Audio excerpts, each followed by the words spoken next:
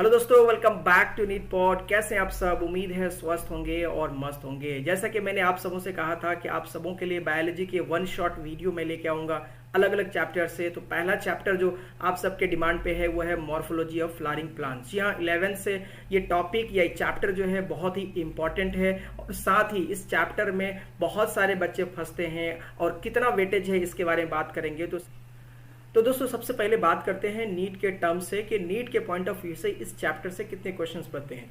दोस्तों 2018 से पहले इस चैप्टर से जो है नीट के बहुत ज़्यादा सवाल पूछे जाते थे। लगभग कभी कभी 5-4 क्वेश्चन पूछे जाते हैं, लेकिन अब पिछले 1-2 सालों में अगर आप देखेंगे तो नीट के सवाल जो हैं थोड़े से कम हुए। और स्पेशली जो पूछा जाता है वो आपको पूछा जाता है रूट से बहुत सवाल होते हैं। और इस रूट में भी मॉडिफिकेशन ऑफ रूट कैसा है, स्टेम से, और फिर आपका इन्फ्लोरेसेंस और फैमिली से पूछा जाता है। तो कुल मिलाकर के किस तरह के सवाल होंगे उसके बारे में बात करेंगे। यानी एक टॉपिक खत्म होगा, उससे रिलेटेड जो नीट में प्रीवियस ईयर के क्वेश्चन आए हुए उसके बारे में हम बात करने वाले हैं। तो फिलहाल आप टॉपिक्स का नाम देख सकते हैं कि हम सबसे पहले बात करेंगे रूट की, स्टेम की, leaves, flower, inflorescence, fruit, seed और फैमिलीज। ये पूरा का पूरा जो टॉपिक का नाम है, ये सारा टॉपिक आप कवर करेंगे इसी वीडियो में। आप बात करते हैं कि मॉर्फोलॉजी किसे कहते हैं। जब आप मॉर्फोलॉजी की बात करते हो तो मॉर्फोलॉजी का मतलब होता है कि एक्सटर्नल स्ट्रक्चर।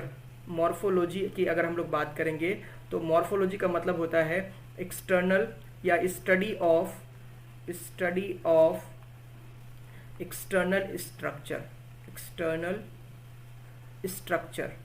जी हाँ, यानी morphology of external structure of plant और एनी बॉडी, उसको मॉर्फोलॉजी कहते हैं। क्योंकि आप फ्लावरिंग प्लांट्स है तो फ्लावरिंग प्लांट्स के बाहरी जो रूपरेखा है उसकी मॉर्फोलॉजी को स्टडी जब हम करते हैं तो मॉर्फोलॉजी ऑफ फ्लावरिंग प्लांट्स बोलते हैं। चलिए आइए सबसे पहले अब बात करते हैं इन टॉपिक्स में कि रूट्स के बात करते हैं। और रूट्स में डायरेक्टली अगर हम बात करेंगे तो रूट्स को हम 3 कैटेगरी में डिवाइड कर पढ़ते हैं। सबसे पहले अगर बात करेंगे टाइप्स ऑफ रूट्स की, तो इसमें सबसे पहला आता है टैप रूट। देखिए दोस्तों, यहाँ मैंने पहले से आपके लिए ऑलरेडी एक नोट्स बनाया हुआ है जो मेरा हैंड रिटन है। और ये इसलिए क्योंकि वन शॉट वीडियो में बहुत सारी चीज़ें आपको कवर करना होता है, तो 1 by 1 लिखने में बहुत टाइम लग जाएगा। इसलिए पहले से मैंने इसके आपके लिए एक तरीके से नोट्स जो है वो PDF फॉर्म पे लेके आया है। अब आप देखिए कि टैप रूट, फाइब्रस रूट और एडवेंटिशियस रूट। टैप रूट की अगर हम बात करेंगे तो जनरली जो रेडिकल होता है उससे उसका फॉर्मेशन होता है। रेडिकल से ओरिजिनेट होता है, found in dicot and origin from radicle. जी हाँ, रेडिकल से फॉर्म होता है। जब आप सीड को देखते हो ना कुछ इस टाइप से, ये तो यहां से एक रेडिकल का फॉर्मेशन होता है, इसी को रेडिकल बोलते हैं। और इसी से जो फॉर्म होता है वो होता है आपका टैप रूट। ये कहाँ पे देखने को मिलता है, तो ये आपका एग्जाम्पल के रूप में आप मस्टर्ड याद रख सकते हैं।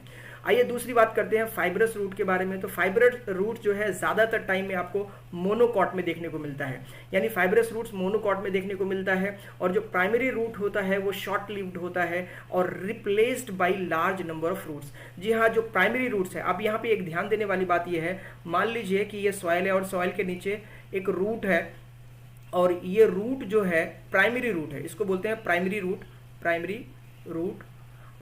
रूट जो होता है वो हमेशा primary root is short lived, यानी शॉर्ट लिव्ड होता है and replaced by large number of roots. यानी फाइब्रस रूट्स उसे कहते हैं जहां पे प्राइमरी रूट्स बहुत टाइम तक नहीं पाया जाता है, शॉर्ट लिव्ड होता है और उसके बाद जो है उससे एक तरीके से लार्ज नंबर ऑफ रूट्स जो है उसको रिप्लेस कर देता है। इसे हम फाइब्रस रूट कहते हैं। कहाँ पे देखने को मिलता है? Originates from the base of stem. अक्सर और बेशतर आपने देखा होगा, अगर आप शुगर केन देखोगे, मेज देखोगे या व्हीट देखोगे, तो यहाँ पे आपको इस तरह के रूट्स जो है वो देखने को मिल जाएंगे। तो fibrous roots are those which are generally found in monocot. अब बात करते हैं हम लोग एडवेंटिशियस रूट्स की। जनरली एडवेंटिशियस रूट्स उसे कहते हैं जिनका डेवलपमेंट अपार्ट फ्रॉम रेडिकल हो, यानी when roots arise from the other than radicle. जी हाँ, ये रेडिकल पार्ट है। रेडिकल के अलावा फॉर एग्जांपल मान लीजिए कि ये कोई स्टेम है और लेट्स से कि और इस स्टेम के नोड्स हैं, ये नोड से अगर रूट्स इस तरह से निकलते हैं तो इसे हम लोग बोलेंगे एडवेंटिशियस रूट्स। होप कि आपको समझ में आ रहा होगा। बेनियन ट्री जैसे फॉर एग्जांपल अगर आप बेनियन ट्री देखेंगे आप, तो बेनियन ट्री में इस तरह का रूट्स आपको एडवेंटिशियस रूट्स देखने को मिल जाएगा। अगेन मैं कह रहा हूं आपको, adventitious roots are those roots which are generally developed from other than radicle. जी हाँ, रेडिकल के अलावा अगर कहीं और से डेवलप होता है तो उसे हम लोग एडवेंटिशियस रूट्स कहते हैं। इसका एग्जाम्पल आपका बेनियन ट्री है। चलिए आइए अब आगे बात करते हैं टाइप्स ऑफ रूट्स के बाद। 3 टाइप के रूट्स आपके सामने आया। अब आप बात करते हैं एक टिपिकल स्ट्रक्चर अगर आप देखेंगे रूट के, तो उसका 3 टाइप का रूट, ये स्ट्रक्चर आप देखेंगे तो ये एनसीईआरटी में दिया हुआ है आपका, वहीं से मैंने पिक किया है। तो एक स्ट्रक्चर ऑफ रूट, यहाँ पे अगर आप बात करेंगे, हम लोग बात कर रहे हैं स्ट्रक्चर ऑफ रूट। देखिए स्ट्रक्चर ऑफ रूट को अगर आप देखेंगे तो सबसे पहला रीजन इसका है मेरिस्टेमेटिक। 3 रीजन है, मेरिस्टेमेटिक, इलोंगेशन और मैच्योरेशन रीजन। यहाँ पे देखिए सबसे नीचे की ओर जो मेरिस्टेमेटिक रीजन है, यहाँ देखिए मेरिस्टेमेटिक रीजन में जो सेल्स होते हैं ये कॉन्टिन्यूसली डिवाइड करती हैं, यानी डिवाइडिंग सेल्स जो है यहाँ पाई जाती है। क्योंकि मेरिस्टेमेटिक रीजन का मतलब ये होता है कि यहाँ पे सेल्स जो है वो कॉन्टिन्यूसली डिवाइड करती हैं। तो cells are small and dense cytoplasm इसमें पाया जाता है, रिपीटेडली डिवाइड। जी हाँ, यानी बहुत ज़्यादा संख्या में ये डिवाइड करते हुए मेरिस्टेमेटिक जो रीजन होते हैं यहाँ पे सेल्स अक्सर और बेशतर डिवाइड करते हैं। और रूट कैप जो है इसके ऊपर पाया जाता है, जो कि पॉजिटिवली जियोट्रॉपिक होता है, यानी ग्रेविटी की ओर जाता है। अगर हम दूसरी बात करें इलोंगेशन, यानी जो दूसरा रीजन होता है रूट का, ये वाला पार्ट जो कहा जाता है इसको बोलते हैं हम लोग इलोंगेशन रीजन। यानी cells are elongated generally in comparison to meristematic region, जो कि जहाँ के सेल्स जो है वो छोटी होती हैं, यानी स्मॉल होती हैं और ज़्यादा डिवाइड करती हैं। लेकिन जो इलोंगेटिंग रीजन में अगर आप देखोगे तो यहाँ पे जो सेल्स होती हैं वो बहुत ज़्यादा डिवाइड यानी लंबी होती है कंपैरेटिवली। तो रैपिड इलोंगेशन पाया जाता है, इनलार्जमेंट सेल्स में देखा जाता है, बहुत ज़्यादा इनलार्जमेंट देखा जाता है। अब अगर हम लोग बात करेंगे तो नेक्स्ट जो रीजन है वो है आपका मैच्योरेशन रीजन। जाहिर है जब सेल्स डिवाइड करती हैं तो डिवीजन के बाद वो इलोंगेट होती है, डिफरेंशिएट होती है और ultimately cells differentiate here, maturation takes place and also known as region of maturation. यानी फॉर एग्जाम्पल मान लीजिए अगर ये कोई सेल है, ये सेल जो है डिवाइड करके 2 सेल में कन्वर्ट हो जाती है, ठीक है, यानी 2 सेल में डिवाइड होती है। Again these cells are going to divide and form the 4 cells, ठीक है। लेकिन ये सारे के सारे 4 सेल्स जो हैं वो मैच्योरेशन में नहीं जाती हैं। हो सकता है इनमें से ये 2 सेल्स जो है अगेन डिवाइड करती हैं, यानी डिवाइड करेंगी, और ये जो 2 सेल हैं ये डिफरेंशिएशन में जाएंगी, यानी मैच्योरेशन में जाएंगी, ठीक है। तो इसी को बोलते हैं मैच्योर्ड सेल्स। सारे सेल्स जो है वो डिफरेंशिएट नहीं करती हैं, यानी कुछ सेल्स ही डिवाइड करके मैच्योरेशन में जाती है। तो जो मैच्योरेशन में जाएंगी, ये मैच्योरेशन वाला रीजन होता है, यहाँ पे जो सेल्स होती हैं वो डिवाइड नहीं करती है। यानी कुल मिला के हम कह सकते हैं कि मेरिस्टेमेटिक रीजन में ही सिर्फ और सिर्फ जो सेल्स होती हैं वो डिवाइड करती हैं। तो ये स्ट्रक्चर ऑफ रूट था जिसको हमने एक डायग्राम के माध्यम से समझा। अब आइए हम लोग बात करते हैं आगे। अब सबसे इंपॉर्टेंट टॉपिक जहां से नीट के सवाल बहुत बनते हैं, यानी जो नीट के सवाल आपको पूछे जाएंगे, ज्यादातर पूछा जाता है, वो है आपका मॉडिफिकेशन ऑफ रूट्स। एंड इसके बाद हम लोग स्ट्रिंग की बात करेंगे। जनरली आप जानते क्या हो कि जो रूट होता है उसका 2 काम होता है। एक काम होता है बेसिकली, वो है आपका absorption of minerals, and root का जो काम होता है वो मेन काम होता है absorption of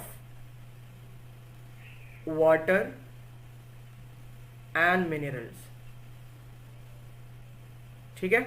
water and minerals का एब्जॉर्प्शन होता है, लेकिन कभी कभी जो रूट होता है वो इस तरह से मॉडिफाई हो जाता है जो इस काम के अलावा भी कोई और काम कर सकता है। अलग अलग प्लांट में अपॉन रिक्वायरमेंट वो जो है मॉडिफाई होके कुछ अलग काम करते हैं। क्या क्या काम कर सकते हैं, यानी मॉडिफिकेशन क्या हो सकती है। सबसे पहले मैं बताऊं आपको कि हम लोग बात करने वाले सबसे पहले टैप रूट की बात करेंगे, उसके बाद एडवेंटिशियस रूट्स की बात करेंगे। टैप रूट की बात इसलिए करेंगे क्योंकि टैप रूट का जो अभी मैंने आपको बताया कि डेवलपमेंट होता है वो कहाँ से होता है, वो रेडिकल से होता है, ठीक है। ये रेडिकल वाला पॉइंट आप जरूर याद रखना कि tap roots are developed from the radicle, लेकिन एडवेंटिशियस रूट्स की बात करेंगे तो उसका डेवलपमेंट अदर देन रेडिकल होता है। ठीक है, चलिए तो किस में ये मॉडिफिकेशन हो सकता है? सबसे पहली बात तो ये अगर हम देखेंगे तो फूड स्टोरेज के लिए इसमें मॉडिफिकेशन हो सकता है, अभी हम वन बाय वन देखेंगे। रेस्पायरेशन के लिए हो सकता है, इसी तरह से नाइट्रोजन फिक्सेशन के लिए मॉडिफाई हो सकता है, और अल्टीमेटली कुछ रूट्स ऐसे होंगे जो रिप्रोड्यूस करेंगे यानी रिप्रोडक्शन के लिए भी रिस्पॉन्सिबल हो सकता है। तो आइए वन बाय वन देखते हैं कि स्टोरेज के लिए कौन सा इंपॉर्टेंट है। दोस्तों अगर हम बात करेंगे स्टोरेज ऑफ फूड की बात करें, स्टोरेज ऑफ फूड की बात करेंगे तो यहाँ पे बहुत सारे एग्जांपल्स आपको देखने मिल जाते हैं। जैसे कि यहाँ अगर आप देख सकते हैं रेडिश, ये फ्यूजिफॉर्म रूट्स बोलते हैं इसको, फ्यूजिफॉर्म। ठीक है, फ्यूजिफॉर्म रूट्स होते हैं। ये फ्यूजिफॉर्म रूट्स जो होते हैं ये बेसिकली एक तरीके से आपको देखने को मिल जाता है रेडिश में। इसी तरीके से स्टोरेज ऑफ फूड अगर आप देखोगे तो कैरेट में आपको दिख जाएगा, यानी कैरेट में भी आपको जो रूट मिलता है वो एक तरीके से कॉनिकल मिलता है, यहाँ पे कॉनिकल शेप में आपको दिख जाएगा। कॉनिकल जो है ये भी एक तरीके से रूट का यानी मॉडिफाइड वर्जन है, जहाँ पे आप रूट को मॉडिफिकेशन होते हुए देखते हैं। चलिए आगे बात करते हैं टर्निप की। अगर आप टर्निप में देखोगे तो ये भी एक एडवांस रूप है किसका?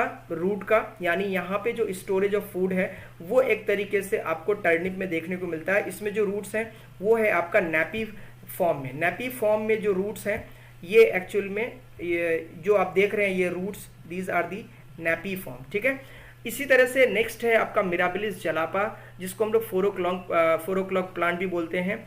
ट्यूबरस रूट्स इसमें पाए जाते हैं, ये सारे रूट्स हैं। ठीक है, तो कुल मिलाकर के स्टोरेज ऑफ फूड में आपको 4 एग्जांपल याद रखना है। पहला मैंने कहा जैसे रेडिश है, दूसरा आपका जो है कैरेट है, तीसरा आपका टर्निप है, और चौथा आपका मिराबिलिस जलापा है। ठीक है, मिराबिलिस जलापा जिसको हम लोग 4 o'clock प्लांट भी बोलते हैं। तो ये कुल मिलाकर के मॉडिफिकेशन ऑफ रूट की जब आप बात करते हैं तो स्टोरेज ऑफ फूड में ये पॉइंट है। अब दूसरा आप बात करते हैं, हम लोग बात करते हैं रेस्पायरेशन की, यानी roots are also responsible for the respiration. इस तरह की जो चीज़ें हैं या इस तरह के जो रूट्स हैं वो आपको देखने को मिलता है उन प्लांट्स में जो मार्शी एरियाज में पाए जाते हैं, हेलोफाइट्स में पाए जाते हैं। यानी ज़्यादातर टाइम में अगर आप बात करोगे तो जो मार्शी एरियाज में प्लांट्स पाए जाते हैं, मार्शी एरियाज कहते हैं, यानी जहाँ पे ऑक्सीजन की कमी होती है, ऑक्सीजन जो है ये बिल्कुल एब्सेंट होता है या बहुत कम होता है। या दूसरी बात करेंगे हेलोफाइट्स, यानी हेलोफाइट जो रीजन होता है जहाँ पे हेलोफाइट्स कहते हैं those which are developed in the salty areas. ये जो हेलोफाइट्स होते हैं साल्टी एरियाज, तो इस ऐसे एरियाज में जहाँ पे साल्टी प्लेसेस हैं या मार्शी प्लेसेस हैं, तो ऐसे में रेस्पायरेशन के लिए जो है आपके रूट्स रिस्पॉन्सिबल होते हैं। जैसे इसमें लिखा है ऑल्सो नोन एज निमेटोफोर्स। जी हाँ, जो ऑक्सीजन को एक तरीके से टेकअप करता है, ग्रहण करता है, उसे हम लोग क्या बोलते हैं? निमेटोफोर्स। ये छोटे छोटे एग्जांपल्स यहाँ पे आपको दिख रहे होंगे, ये दीज आर दी निमेटोफोर्स। ये जो आपको स्ट्रक्चर्स दिख रहे हैं ये दीज आर दी निमेटोफोर्स, जिससे ऑक्सीजन जो है वो एक तरीके से इन्वायरमेंट से लिया जाता है। ये जो आप एरिया देख रहे हैं these are the marshy areas, ये मार्शी एरियाज है। ठीक है, या मार्शी प्लेसेस है जहाँ पे ऑक्सीजन की कमी होती है, तो ये लेंटिकल्स जो है बाहर निकलते हैं और इससे ऑक्सीजन लिया जाता है। Found in marshy areas and for example जैसे निमेटोफोर्स टेक O2, और ये एग्जांपल आपको याद रखना है राइजोफोरा। ठीक है, राइजोफोरा प्लांट में आपको जो रूट्स मिलते हैं वो जनरली रेस्पायरेशन के लिए मिलते हैं। तो 2 हमने देख लिया, यानी पहला था फूड स्टोरेज के लिए, दूसरा है रेस्पायरेशन के लिए। अब नेक्स्ट हम लोग बात करते हैं रिप्रोडक्शन के लिए। तो रिप्रोडक्शन के लिए कहाँ पे पाया जाता है, ये किस तरह के ऑर्गेनिज्म में पाया जाता है? आप देखिएगा जो रिप्रोडक्शन के लिए रूट्स होते हैं वो एक्चुअली रिप्रोडक्टिव रूट्स कहलाते हैं, जो कि पाया जाता है दलबर्गिया सिसो, या जिसे हम लोग शीशम कहते हैं। शीशम की लकड़ी हम लोग बहुत फेमसली बहुत फेमस है, इसे हम जानते हैं। यहाँ पे एक पिक्चर में आप देख सकते हैं कि इस तरह से दिखता है, और जो रूट है इसका रिप्रोडक्टिव रूट अगर आप देखोगे तो ये दीज आर दी रूट्स जो कि रिप्रोडक्शन में भाग लेता है। जाहिर है रिप्रोडक्शन का मतलब होता है एक प्लांट से दूसरे प्लांट का, जब आप एक तरीके से एक प्लांट से दूसरा प्लांट को ग्रो करते हैं तो उसे हम रिप्रोडक्शन कहते हैं। ये दलबर्गिया सिसो जिसे कहा जाता है उसी का एक एग्जाम्पल है रिप्रोडक्शन के लिए। ठीक है, तो ये तीसरा हो गया। अब लास्ट है आपका, एक तरीके से हम बात करेंगे तो ये 4 बेसिकली और एक था नाइट्रोजन फिक्सेशन के लिए, यहाँ पे छूट गया नाइट्रोजन फिक्सेशन के लिए, मैं आपको यहाँ एक्सप्लेन कर दे रहा हूँ नाइट्रोजन फिक्सेशन के लिए। N2 फिक्सेशन यानी नाइट्रोजन फिक्सेशन की हम लोग बात करेंगे तो नाइट्रोजन फिक्सेशन जनरली आपका जो लेग्यूमिनस प्लांट्स होते हैं, लेग्यूमिनस प्लांट्स जो होते हैं, दलहनी पौधे जिसको बोलते हैं, और सॉइल के अंदर में रूट्स हैं, मान लीजिए ये रूट्स है, ठीक है, ये रूट है, और इन रूट्स में छोटे छोटे नोड्यूल्स पाए जाते हैं। ये छोटे छोटे जो है ऐसे नोड्यूल्स पाए जाते हैं, और these are the nodules which are responsible for the nitrogen fixation. Generally एक बैक्टीरिया होता है जिसे हम लोग साइनोबैक्टीरिया बोलते हैं, सॉरी जिसे हम लोग नाइट्रोजन फिक्सिंग बैक्टीरिया बोलते हैं। और ये बैक्टीरिया क्या करता है कि इन्वायरमेंट से यानी सॉइल से नाइट्रोजन को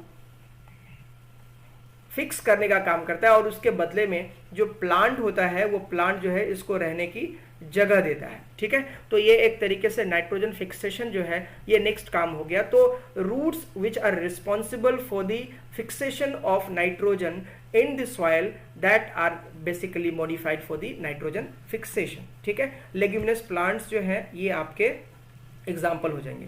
चलिए आगे बात करते हैं, ये रिप्रोडक्शन आपने देख लिया। अब हम लोग बात करते हैं, ये तो टैप रूट का मॉडिफिकेशन था। अब हम लोग बात करते हैं कि जो एडवेंटिशियस रूट्स हैं वो किस तरह से मॉडिफाई होते हैं, यानी मॉडिफिकेशन ऑफ एडवेंटिशियस रूट्स। इसको ध्यान से देखिएगा, इससे नीट के सवाल जरूर पूछे जाते हैं, और मैं अभी आपको एक क्वेश्चन भी कराऊंगा। देखिए modification of basically adventitious roots की बात करें या तो 3 टाइप के रूट्स आपको देखने को मिलते हैं। एक को बोलते हैं prop roots, stilt roots and buttressing roots. Prop roots का काम ये होता है कि एक तरीके से ये आपको सहारा देता है या हेल्प करता है, सपोर्ट करता है। देखिए these are the large pillar like roots, जो कि बैनियन ट्री में आपको देखने को मिल जाता है इस तरह से लटके हुए अवस्था में, हैंगिंग अवस्था मिलता है, जो कि प्लांट को जो है एक सपोर्ट प्रोवाइड करता है, राइट। चलिए तो ये एग्जांपल आपका बैनियन ट्री हो जाएगा प्रॉप रूट्स का। इस आपको सवाल पूछा जा सकता है कि still roots are found in, तो उसका एग्जांपल आपको याद रखना है, जैसे शुगर केन है, मेज है, इन सब में आपको देख सकते हैं दीज आर दी स्टिल्ट रूट्स। और ये आपका यहाँ पे ये तो शुगर केन है, यहाँ पे अगर आप देखोगे तो मेज में आपको देखने को मिल जाएगा रूट्स किस तरह से पाया जाता है, ठीक है। जो बेसल पार्ट है, बेसल नोड है, ये these are the basal nodes, ये नोड्स हैं, ऐसे नोड्स से जो है ये रूट्स निकलते हैं, ठीक है। और अभी मैंने कुछ देर पहले आपको बताया था कि adventitious roots are those which basically develop from other than radicle. तो अदर देन रेडिकल, ये तो रेडिकल का पार्ट में ये नोड है, और नोड से जब रूट्स डेवलप होते हैं तो उसको हम लोग एडवेंटिशियस रूट्स कहते हैं, ठीक है। अब आते हैं बटरेसिंग रूट्स। बटरेसिंग रूट्स बेसिकली पाया जाता है फाउंड इन फाइकस रिलीजियोसा, यानी पीपल ट्री में आपने देखा होगा कुछ इस टाइप से ये रूट्स पाए जाते हैं। इन रूट्स को जो है वो बटरेसिंग रूट्स कहा जाता है। ये भी एक तरीके से प्लांट को जो है सपोर्ट प्रोवाइड करता है। तो कुल मिलाकर के यहाँ पे हमने एडवेंटिश यानी जो मॉडिफिकेशन है वो मॉडिफिकेशन हमने देख लिया रूट्स का मॉडिफिकेशन 2 टाइप का देखा आपने, टैप रूट और एक तरीके से आपने एडवेंटिशियस रूट्स। अगर अब हम बात करें कि इन सवाल यहाँ तक रूट के मॉडिफिकेशन को हमने जब कर लिया, क्या इससे कोई सवाल हमारे बनते हैं? आइए प्रीवियस ईयर में कोई सवाल पूछा गया है उसको देखते हैं। देखिए अगर आप प्रीवियस ईयर के सवाल देखोगे तो सीधा सीधा एक सवाल पूछा गया है नीट 2018 में कि sweet potato is a modified form, यानी जो स्वीट पोटैटो है ये मॉडिफाइड फॉर्म क्या है, किस चीज का, स्टेम का, एडवेंटिशियस रूट्स का, टैप रूट का, राइजोम का। आपको बताना है कि किसका है। तो आंसर क्या होगा? Adventitious root. क्यों? क्योंकि इसका जो डेवलपमेंट है अदर देन रेडिकल है, ठीक है। जबकि टैप रूट का जो डेवलपमेंट होता है वो होता है आपका एक तरीके से रेडिकल से, इसीलिए यहाँ पे आंसर होगा एडवेंटिशियस रूट। नेक्स्ट क्वेश्चन है which plants produce characteristic pneumatophores and show vivipary belong to, यानी वो प्लांट जो कि निमेटोफोर्स जिसमें कैरेक्टरिस्टिक फीचर के रूप में पाया जाता है, and show vivipary belong to, और विविपैरी शो करता है। विविपैरी का मतलब क्या होता है वो पहले समझ लीजिए कि germination of seeds, germination of seeds while still attached to fruit, यानी फ्रूट के साथ रह करके ही जो जर्मिनेशन ऑफ सीड्स हो जाता है उसे हम लोग विविपैरी बोलते हैं। वैसे अगर एनिमल्स के केस में देखेंगे तो विविपैरस उसे कहते हैं जो बच्चों को जन्म देता है, मतलब इनसाइड द बॉडी जो ऑफस्प्रिंग जो है वो रहता है, तो उसे हम लोग विविपैरस कहते हैं। लेकिन प्लांट के केस में when the germination takes place, germination of seeds takes place while they still attach to the fruit, यानी फ्रूट के साथ वो अटैच रहते ही है और जर्मिनेशन ऑफ सीड्स हो जाता है, उसे हम लोग बोलते हैं। अब चलिए, तो इसका आंसर क्या होगा अभी आपको मैं बता रहा हूँ कि plants which produce characteristic pneumatophores and show vivipary belong to, किस तरह से प्लांट्स, अभी मैंने बताया था मार्शी एरियाज में होगा, हेलोफाइट्स में होगा जैसे, तो क्या दिया है हाइड्रोफाइट्स, हाइड्रोफाइट्स होना चाहिए यहाँ पे, मीजोफाइट्स, हेलोफाइट्स एंड फिर सेम्पोफाइट्स। तो आंसर क्या हो जाएगा आपका, ये सॉरी ये मीजोफाइट नहीं होगा बल्कि हेलोफाइट होगा, ठीक है। अभी मैंने आपको बताया था कि जो आंसर होगा वो हेलोफाइट्स होगा। क्यों? क्योंकि ये साल्टी एरियाज में या जो आपका मार्शी एरियाज है वहाँ पे निमेटोफोर्स पाया जाता है, और इस तरह के प्लांट्स में आपको जो निमेटोफोर्स होते हैं वो ऑक्सीजन को लेने के लिए पाया जाता है, ठीक है। चलिए अब बात करते हैं हम लोग कि एनसीईआरटी में क्या दिया हुआ है। एनसीईआरटी भी साथ में हम लोग देखेंगे कि साथ साथ जो पॉइंट्स हमने डिस्कस किए वो एनसीईआरटी में है या नहीं। मॉर्फोलॉजी ऑफ फ्लावरिंग प्लांट्स, ये पूरा जब आप पढ़ेंगे तो आपको थोड़ा सा अंदाजा हो जाएगा, लेकिन यहाँ पे देखिए मैं रूट से स्टार्ट करता हूँ। इन majority of the dicotyledonous plants the direct elongation of the radical, मैं थोड़ा इसको जूम कर लेता हूँ ताकि आप पढ़ पाओ, ठीक है। 1 सेकेंड प्लीज। चलो अब देखो in majority of the dicotyledonous plants the direct elongation of the radicle leads to the formation of primary root which grows inside the soil. It bears lateral roots, several orders that refer to as the secondary roots, tertiary etc. roots. The primary roots and its branches constitute, देखिए constitute the tap root, ठीक है। यानी जो primary roots होते हैं वो क्या होते हैं, टैप रूट्स है। As seen in the mustard plant in monocot, dicot में ज्यादातर टाइम में पाया जाता है monocotyledonous plants, the primary root is short lived and replaced by the large number of roots. These roots originate from the base of the stem and constitute the fibrous root stem, as seen in the wheat plant. In some plants like grass, monstera and banyan tree, roots arise from parts of plant other than radicle. जी हाँ, ये मैंने आपको बताया था। और ऐसे roots को हम क्या बोलते हैं, एडवेंटिशियस रूट्स बोलते हैं। The main functions of the root system are absorption of water, all this points have been covered, ठीक है। तो देखिएगा, absorption of water and minerals from this soil but providing a proper anchorage to the plant parts, storing reserve food material and synthesis of the plant growth regulators। तो generally जो part, जो main part होता है plant का वो होता है आपका, यानी जो मेन फंक्शन होता है रूट का वो होता है absorption of water and minerals. लेकिन इसके अलावा कोई काम करता है तब हम लोग बोलते हैं कि रूट में मॉडिफिकेशन हो गया है। अब आइए बात करते हैं हम लोग स्टेम, आइए बात करते हैं अब स्टेम की। स्टेम के बारे में आप जानते हैं कि स्टेम जो होता है वो ascending part of the plant होता है। इसका जो डेवलपमेंट होता है वो जर्मिनेटिंग सीड के प्लूमेल से होता है। जैसे आपको मैंने पहले बताया कि जो रूट का डेवलपमेंट होता है, स्पेशली जो टैप रूट का डेवलपमेंट होता है वो रेडिकल से होता है। अगर आप स्ट्रक्चर देखोगे कुछ इस टाइप से, जो प्लूमेल का स्ट्रक्चर देखोगे आप तो इस तरह से होता है। लाइक मान लीजिए कि ये कोई सीड का स्ट्रक्चर है, this is the seed part, और ये प्लूमेल है, तो ऊपर वाला पार्ट जो होता है दिस इज प्लूमेल, ये ठीक है। और ये मैंने आपको बताया था कि दिस इज द रेडिकल जहां से आपको टैप रूट का डेवलपमेंट देखने को मिलता है, ठीक है। तो मैंने कहा कि ascending part of the plant होता है, इसका डेवलपमेंट जो होता है वो प्लूमेल से होता है। इसके अलावा जो आपके स्टेम होते हैं उसमें नोड्स और इंटर नोड्स दोनों पाए जाते हैं, और इंटर नोड्स पर जो है वो एक तरीके से आपके जो लीव्स होती हैं वो एक तरीके से बॉन्ड होती है। जैसे मैंने यही सारी चीज़ें यहाँ पे लिखा हुआ है कि असेंडिंग पार्ट होता है development from the plumule of the embryo of a germinating seed, bears nodes and internodes, और nodes are places where the leaves are बॉन्ड। जी हाँ, यानी वो प्लेसेस होते हैं जहाँ पे ये दीज आर द नोड्स, ये आप देख सकते हो, और दो नोड्स के बीच में इंटर नोड्स पाए जाते हैं। और इन्हीं नोड्स पर जो है बर्ड्स होती हैं, यानी जिसे हम लोग एक्सिलरी बर्ड और टर्मिनल बर्ड कहते हैं, यानी जो टर्मिनली लोकेटेड होती है और एक्सिलरी लोकेटेड होती है। अब आइए बात करते हैं कि स्टेम का जो है वो फंक्शन क्या है। एक तरीके से अगर आप स्टेम के बारे में बात करेंगे तो फंक्शंस ऑफ स्टेम क्या होते हैं। दोस्तों सबसे पहले अगर हम बात करेंगे तो स्टेम का जो मेन फंक्शन होता है वो होता है आपका conduction of water, conduction of minerals.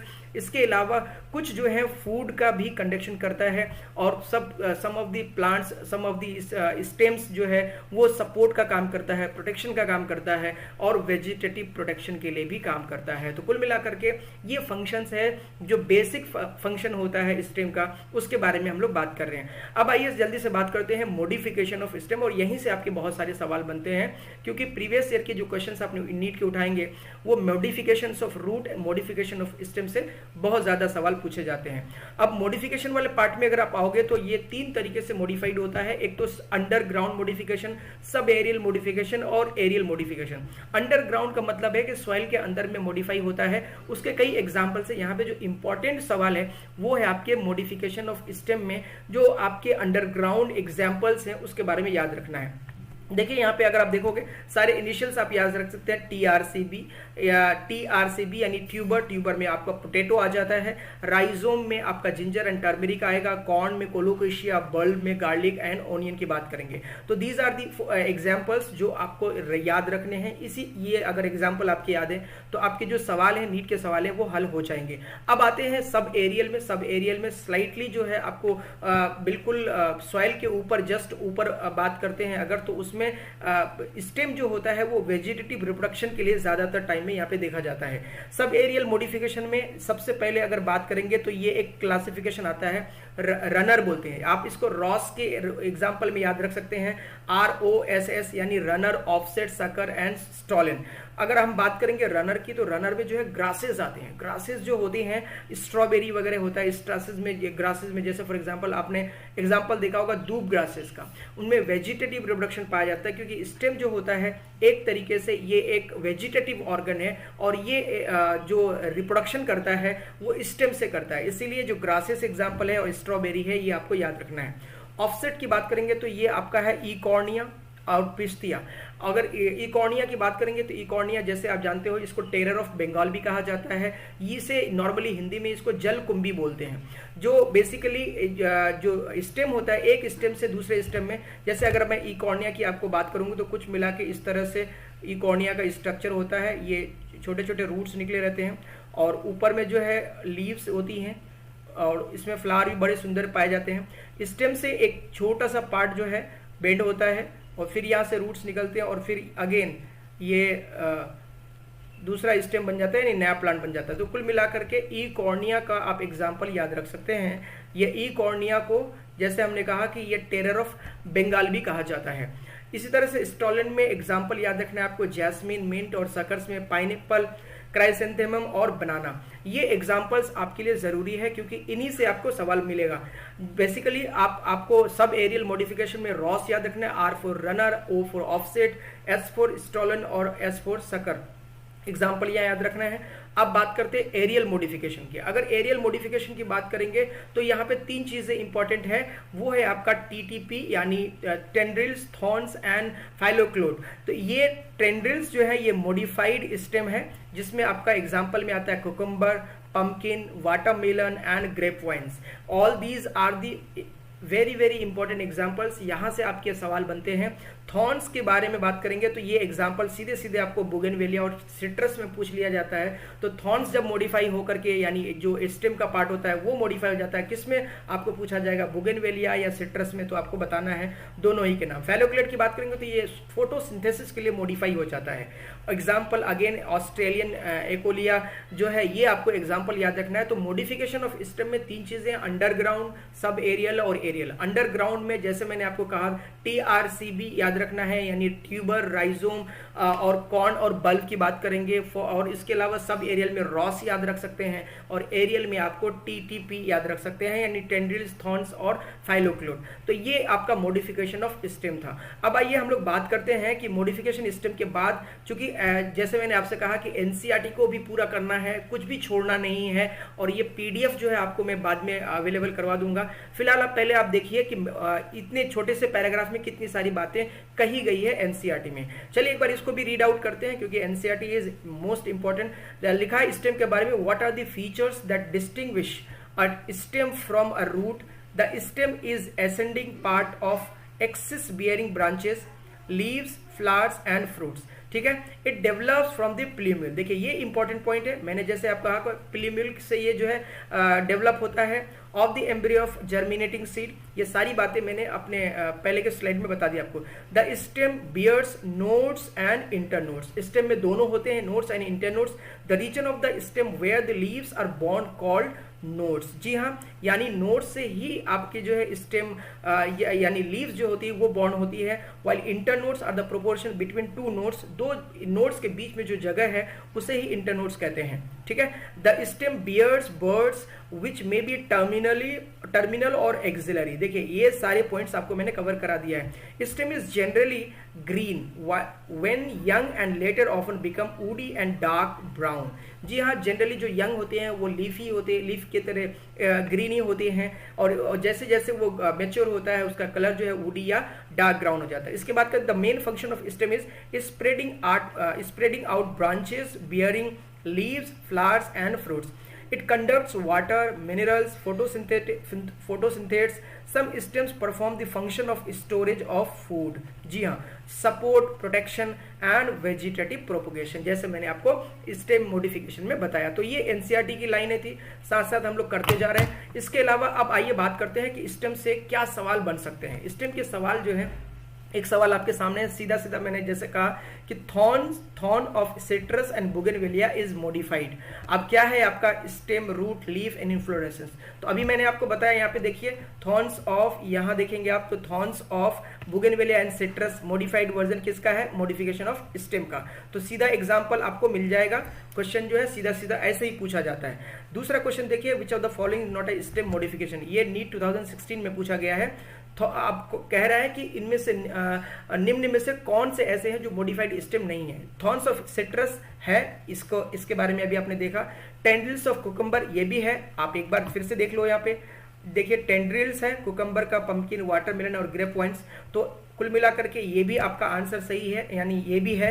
Flattened structures of ओपेनशिया, और ये है क्या, जी हाँ ये भी है मॉडिफाइड वर्जन। ओपेनशिया के जो बेसिकली लीव्स होती हैं वो एक तरीके से स्टेम जो इस तरह से कन्वर्ट हो जाती है फ्लैटेंड स्ट्रक्चर्स। मैं आपको एक डायग्राम दिखाता हूँ, यानी फोटो दिखाता हूँ। आप देखिए ये ओपेनशिया का डायग्राम है, या यूं कह लें कि एक तरीके से जो है पिक्चर है, जो आप देख सकते हैं वाटर लॉस ना हो, जिसकी वजह से वाटर लॉस ना हो, इस तरह से जो है आपको ये ओपेनशिया का जो है आपको स्टेम मिल जाएगा जो मॉडिफाइड वर्जन में पाया जाता है। ठीक है, तो ये स्टेम मॉडिफाइड है। तो कुल मिलाकर के जो मैं कह रहा था आपको कि वो जो है आपका यानी फ्लैटेंड स्ट्रक्चर ऑफ ओपेनशिया, ये भी एक तरीके से मॉडिफाइड वर्जन है। सवाल पूछ रहा है is not a stem modification, यानी स्टेम मॉडिफिकेशन नहीं है। दूसरी बात ये है, जो लास्ट ऑप्शन है pitcher of the nepenthes, pitcher plant जो होते हैं ये इंसेक्टिवोरस प्लांट होते हैं, इसका स्टेम जो है वो मॉडिफाई नहीं होता है। तो कुल मिला के आंसर क्या हो जाएगा, पिचर प्लांट हो जाएगा। इसको भी आप एक तरीके से ये देख सकते हैं, पिचर प्लांट का कुछ इस टाइप से देखने को मिलता है ना। पिचर प्लांट का जो इंसेक्ट्स को खाते हैं, ये इंसेक्टिवोरस प्लांट होते हैं। फोटोसिंथेसिस जनरली जो है यहाँ इंसेक्ट को खाने का काम करता है। तो कुल मिला के जो ऑप्शन आपका सही हो जाएगा वो हो जाएगा pitcher plant, pitcher of nepenthes. तो कुल मिलाकर स्टेम के बारे में हमने पूरी डिटेल में आपको बता दिया कैसे होता है कंडक्ट, उसका मेन फंक्शन क्या होता है और मॉडिफिकेशन क्या होता है। अब बात करते हैं लीव्स के बारे में। दोस्तों अब आइए लीफ की बात करेंगे। तो लीफ जो होता है it is one of the important vegetative organ of the plant, जहां पे ये जो है इसका जो एक तरीके से बॉन्ड होता है वो स्टेम पे होता है। अभी जैसे मैंने कहा कि नोड्स पर जो बेसिकली आपके जो लीफ होती हैं वो बॉन्ड होती है, develops at the node, bears in its axil, और इसके पास जो है leaf base, petiole and lamina होता है। ये वाला पार्ट जो आप देख रहे हैं दिस इज द लेमिना और ये पेटियोल है। और ये एक्सिलरी बर्ड है और साथ में लीफ बेस है। ये वाला पार्ट मतलब ये अगर आप लीफ फिर से बनाए, अगर मैं बनाऊं आपको तो कुछ मिला करके इस तरह से, तो ये वाला पार्ट जो होता है ये लीफ बेस का होता है, ठीक है। बाकी जो पार्ट है ये वाला पार्ट यहाँ पे वेजिटेटिव या यूं कह लें कि ये छोटे एक्सिलरी बर्ड्स पाए जाते हैं। दिस इज द पार्ट, ये इसे हम लोग बोलते हैं पेटियोल, ठीक है, जो डायग्राम में आप देख सकते हैं। इसके अलावा अगर हम लोग लीफ की बात करेंगे तो जो चौड़ा पार्ट होता है यानी जो ब्रॉडेड पार्ट होता है इसको हम लोग लेमिना बोलते हैं। इन लेमिना के आधार पर लीफ के आगे हम लोग टाइप्स भी पढ़ेंगे। तो आइए बात करते हैं इससे पहले वेनेशन की। अब वेनेशन की बात करते हो, वेनेशन का मतलब होता है arrangement of the veins on the leaf, यानी या तो वो ब्रांचेस बनाएगा अपना जिसे हम लोग रेटिकुलेट बोलते हैं। दिस इज यहाँ पे जो लिखा हुआ है आपका ये नंबर 1, मैं इधर लिख देता हूं आपका, ये होता है रेटिकुलेट, रेटिकुलेट। और दूसरा जो होता है यहाँ ये नंबर 2 में ये है आपका पैरेलल। पैरेलल का मतलब ये है कि सीधा सीधा जो अगर वेन्स, मैं यहाँ पे लीफ बनाऊं आपका देख लीजिए, ये अगर लीफ है मान लीजिए एक, ठीक है, तो इसमें जो वेन्स होंगी इसमें ब्रांचेस होते हैं, बहुत सारे में ब्रांचेस पाए जाते हैं। तो इसी ब्रांचेस वाले को जैसे इसमें देख सकते हैं, इसमें फोटो में देख सकते हैं यहाँ पे, तो ये ब्रांचेस है और एक ऐसे लीफ है, मैं इस तरफ बना देता हूँ, देख लीजिए, ये नैरो लीफ होती है जिसमें कि जो वेन्स होती हैं इस तरह से एक तरीके से नैरो और पैरेलल होती है, ठीक है। तो यही दोनों डायग्राम आपको देखा था। जनरली जो रेटिकुलेट ब्रांचेस पाए जाते हैं, रेटिकुलेट टाइप का वेनेशन देखने को मिलता है, वो आपको डाइकॉट में मिलता है, और जो मोनोकॉट की बात करेंगे तो ये पैरेलल वेनेशन मिलता है, ठीक है। तो यही सारी चीजें आपके यहाँ पे लिखे हुए हैं, आप देख सकते हैं कि the arrangement of the veins and veinlets in the lamina of leaf is known as venation. When the venlets form a network, the venation is called as reticulate. ठीक है, चलिए आगे बात करते हैं। अब बात करते हैं हम लोग टाइप्स ऑफ लीव्स की। दोस्तों अगर टाइप्स ऑफ लीव्स की बात करेंगे तो ये दो टाइप्स के इंपॉर्टेंटली होता है, सिंपल एंड कंपाउंड। सिंपल उसे कहते हैं जब आपका जो सिंगल लीफलेट या इंटायर लेमिना जो होता है वो पूरा का पूरा प्रेजेंट होता है, वो मिड रिब तक नहीं टच करता है। Incision does not touch mid rib. ये देखिए, दिस इज द लेमिना, ये वाला पार्ट जो होता है ना, ये लेमिना, अभी मैंने ऊपर में आपको बताया लेमिना पार्ट होता है, मतलब ये लेमिना जो होता है इसको टच नहीं करता है। मैं अगर यहाँ पे दोबारा से बनाऊं और ये अगर लीफ है आपका, तो लीफ वाले जो ब्रॉडेन पार्ट होता है ये वाला, अब ये इस यहाँ पे और डायग्राम में बनाता हूं, 1 सेकेंड, देखिए एक लीफ में और बनाता हूं इस तरह से, मान लीजिए, और यहां एक में टच करवा देता हूं इस तरह से, ठीक है। एक लीफ है जिसका लेमिना जो है एक इसमें पूरा है, ये लेमिना पूरा है, लेकिन यहां पे इस तरफ का लेमिना देखेंगे तो ये मिड रिब है, ये मिड रिब है, ये बीच वाली लाइन है, इसको मिड रिब बोलते हैं, मिड रिब, ठीक है।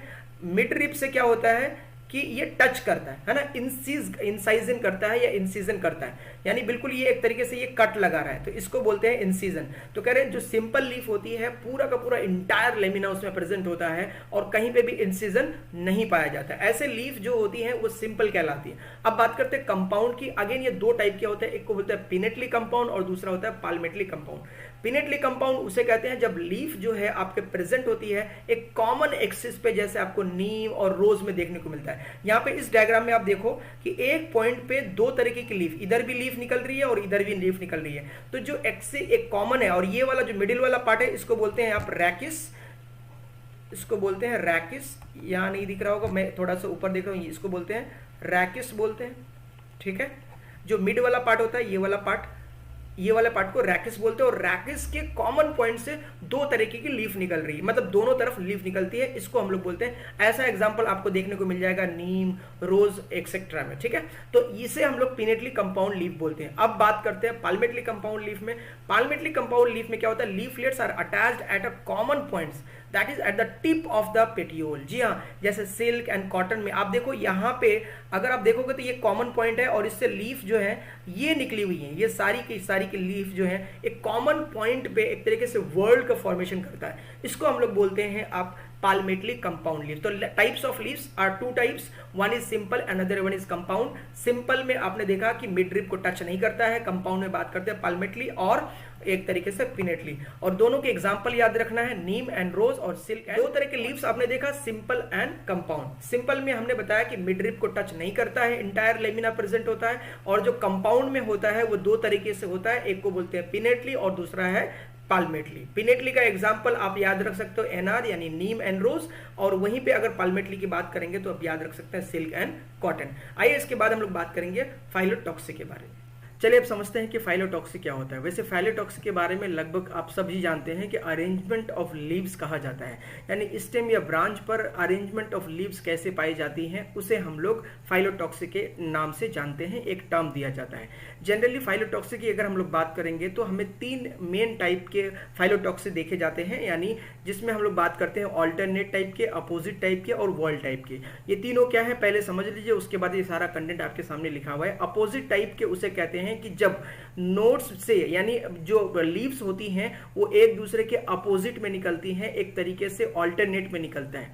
इसके फायदे क्या है कि जो सनलाइट है वो प्रॉपर तरीके से सारे लीफ में जो है वो पड़ती है। दूसरी इंपॉर्टेंट बात यह है कि इसमें हम लोग जो जनरली एग्जाम्पल लेते हैं वो लेते हैं सनफ्लावर का, इसी तरह से मस्टर्ड का या चाइना रोज का। अपोजिट टाइप में क्या होता है कि जस्ट जो लीव्स होती हैं, 2 लीफ होती हैं, वो अपोजिट एक दूसरे के होती है, यानी एक दूसरे के नोड पर, यानी एक नोड से 2 लीफ निकलती हैं। अब ये भी 2 टाइप की होती है। आइए सबसे पहले देखते हैं कि हमने क्या लिखा है यहाँ पे। ऑल्टरनेट टाइप की बात करेंगे तो देखिए single leaf arises eight each node, यानी एक नोड से जो है सिंगल लीफ निकलेगा, जैसे आप यहाँ पे देख सकते हो, ठीक है। Alternate manner, proper gap between 2 leaves for sunlight. देखिए प्रॉपर गैप आपको दिखेगा, ये 2 लीफ के बीच में प्रॉपर गैप दिखेगा और सनलाइट आसानी से आ जाएगी। इसमें आप एग्जांपल के रूप में आप देख सकते हो कि हम लोग बात कर रहे हैं मस्टर्ड, सनफ्लावर, मस्टर्ड और चाइना रोज की। अब दूसरा टाइप देखें अपोजिट टाइप का, तो इसमें 2 लीव्स जो हैं प्रत्येक नोड पे निकलती हैं, यानी एक नोड से 2 लीव्स निकलती हैं। अगेन इसको हम लोग 2 कैटेगरी में डिवाइड करते हैं, एक को बोलते हैं सुपर इम्पोज्ड और दूसरा होता है डेक्यूसेट। सुपर इम्पोज्ड का मतलब ये होता है कि 2 लीफ जो होती है एक दूसरे के बिल्कुल ऊपर पाई जाती है, जिसको हम लोग सुपर इम्पोज्ड कहते हैं। ऐसा आपको एग्जाम्पल मिल जाएगा कैलोट्रोपस, गवावा, ओसिमम, इन सब में आपको जो है एग्जाम्पल के रूप में सुपर इम्पोज तरीके से दिख जाएगा। डेक्यूसेट कहते हैं कि जब 2 लीफ एक दूसरे के ऊपर प्रेजेंट हो, अगेन जो दूसरी लीफ है वो आपको एक तरीके से ऊपर इम्पोज किया हुआ मिले, कुछ इस टाइप के, तो इसे हम लोग बोलते हैं डेक्यूसेट मैनर पे मिलता है। यानी अपोजिट और सुपर इम्पोज देखेंगे तो इनके एग्जाम्पल आपको कैलोट्रोपस, गवावा और ओसिमम मिलता है। अपोजिट का मतलब ये है कि दोनों लीफ एक दूसरे के अपोजिट में है। नेक्स्ट है वॉल टाइप का। वॉल टाइप का मतलब यह है कि more than 2 leaves arises at a node and form a whorl. जी हाँ, यानी एक पॉइंट पे आप देख रहे हो कि ये एक कोई पॉइंट है, इससे 2 लीफ निकल रही, मोर देन 2 लीव्स, कुछ इस टाइप से बनाता हुआ तो एक वर्ल्ड का फॉर्मेशन कर देता है, एक छतरी नुमा या यूं कह लें कि एक तरीके से गुच्छानुमा संरचना का फॉर्मेशन कर देता है। तो ये जो होता है इसे हम लोग बोलते हैं वर्ल्ड टाइप का, ठीक है। तो कुल मिला के फाइलोटॉक्सी के 3 टाइप्स हैं। इसका एग्जाम्पल आप देख लीजिए, अल्स्टोनिया आप नाम याद रख सकते हो, यानी ऑल्टरनेट में आपको चाइना रोज, मस्टर्ड और जो है सनफ्लावर याद रख सकते हैं, जिसको आप शॉर्ट में MSC याद रख सकते हैं, MSC यानी मस्टर्ड, सनफ्लावर और चाइना रोज। ये है आपका MSC, याद रख सकते हैं, मस्टर्ड, सनफ्लावर और चाइना रोज। और यहाँ पे आप याद रख सकते हैं यानी GOC यानी गवावा, ओसिमम और कैलोट्रोपस, ये इस तरीके से आप याद रख सकते हैं। यहाँ पे अल्स्टोनिया, ये एग्जाम्पल इंपॉर्टेंट है, ये आपको याद होने चाहिए।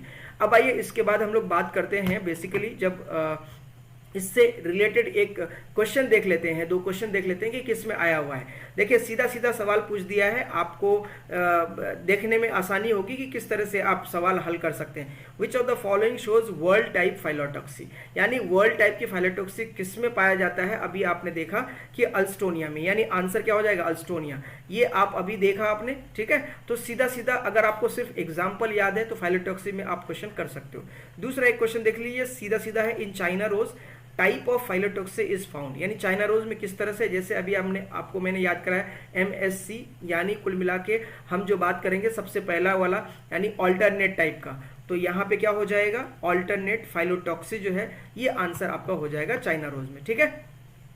चलिए अपोजिट आपने देख ही लिया। अब आप बात करते हैं एक बार एनसीईआरटी के बारे में, क्योंकि हम लोग साथ साथ एनसीईआरटी भी कर रहे हैं, तो ये एक तरीके से आपको एग्जाम्पल कौन सा याद रखना है ये ध्यान रखने के लिए बात होगी, इसीलिए एनसीईआरटी के साथ में कर रहे हैं। चलिए तो एक बार रीड आउट करते हैं। Phyllotaxy is the pattern of arrangement of leaves on the stem और branch. This is usually of 3 types, यानी देखिए 3 टाइप दिए हुए, alternate, opposite and whorl type.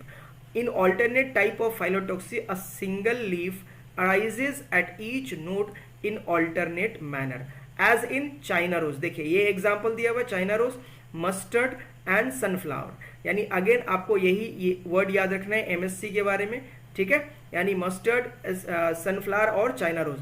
Opposite में देखिए आप, in opposite type a pair of leaves arise at each node and lie opposite to each other as in. अब देखिए यहाँ पे 3 एग्जाम्पल दिए होंगे, जिसमें से अब 2 यहाँ पे लिखा हुआ देखिए, कैलोट्रोपिस एंड गवावा। ये दोनों प्लांट्स में आपका एग्जाम्पल दिया है। इसका मतलब है कि यहाँ पे आपको सी और जी इंपॉर्टेंटली याद रखना है, क्योंकि एनसीईआरटी में आपका गिवन है। And if more than 2 leaves arise eight a node and form a world and it is called as world type, as in Alstonia। तो अब आप समझ गए, यानी MSC याद रखना है पहली बात, दूसरा है CG और तीसरा है आपका अल्स्टोनिया। ये एग्जाम्पल आपको फाइलोटॉक्स में याद रखना है एनसीईआरटी से, क्योंकि एनसीईआरटी में ये एग्जाम्पल गिवन है, तो ये हमारे प्रायोरिटी पे आना चाहिए। फाइलोटॉक्स से फिनिश। अब आइए आगे बात करते हैं नेक्स्ट टॉपिक की। अब वो है आपका इनफ्लोरेसेंस।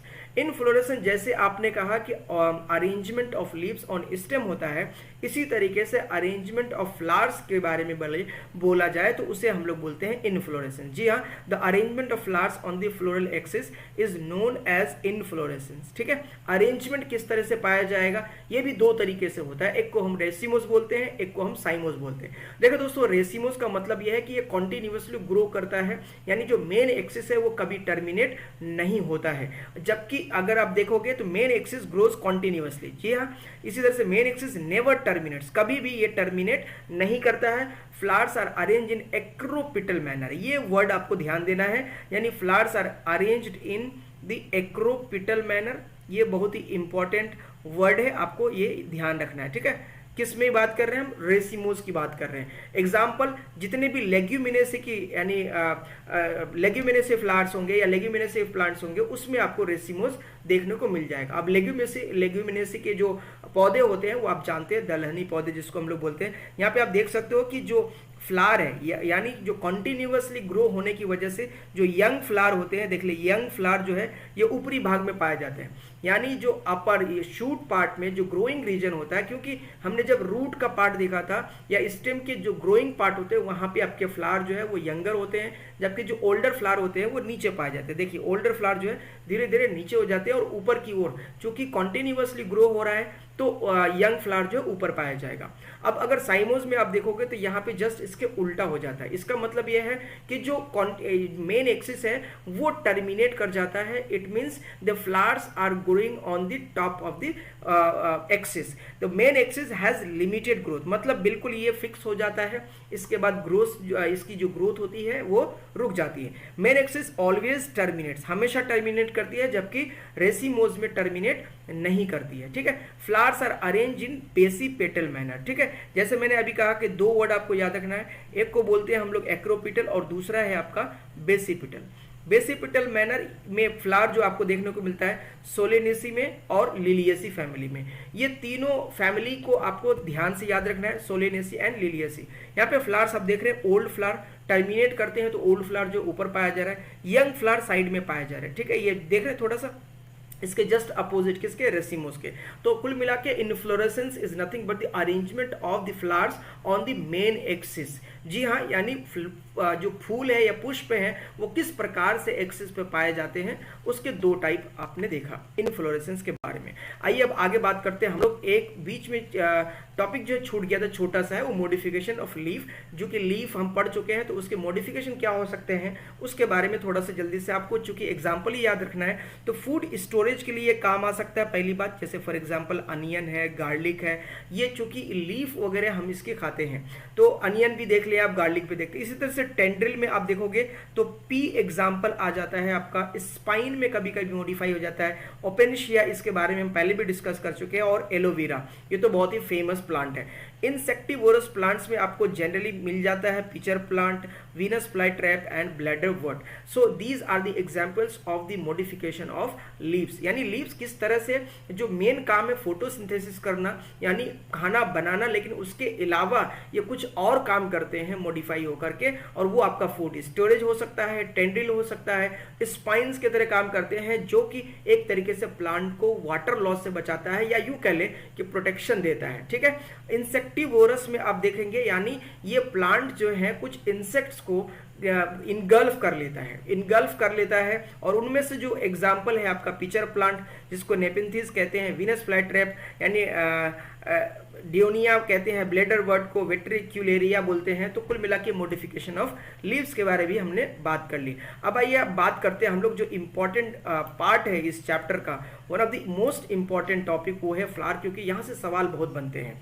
दोस्तों बात करते हैं फ्लावर की, तो आपको पता है कि जो फ्लावर होता है उसके कुछ एसेंशियल पार्ट्स होते हैं। उन एसेंशियल पार्ट्स के बारे में अगर बात करेंगे तो पार्ट्स ऑफ फ्लावर में आप बहुत ही कॉमनली आप देखते हो, एक होता है स्टामेन और दूसरा है पिस्टिल।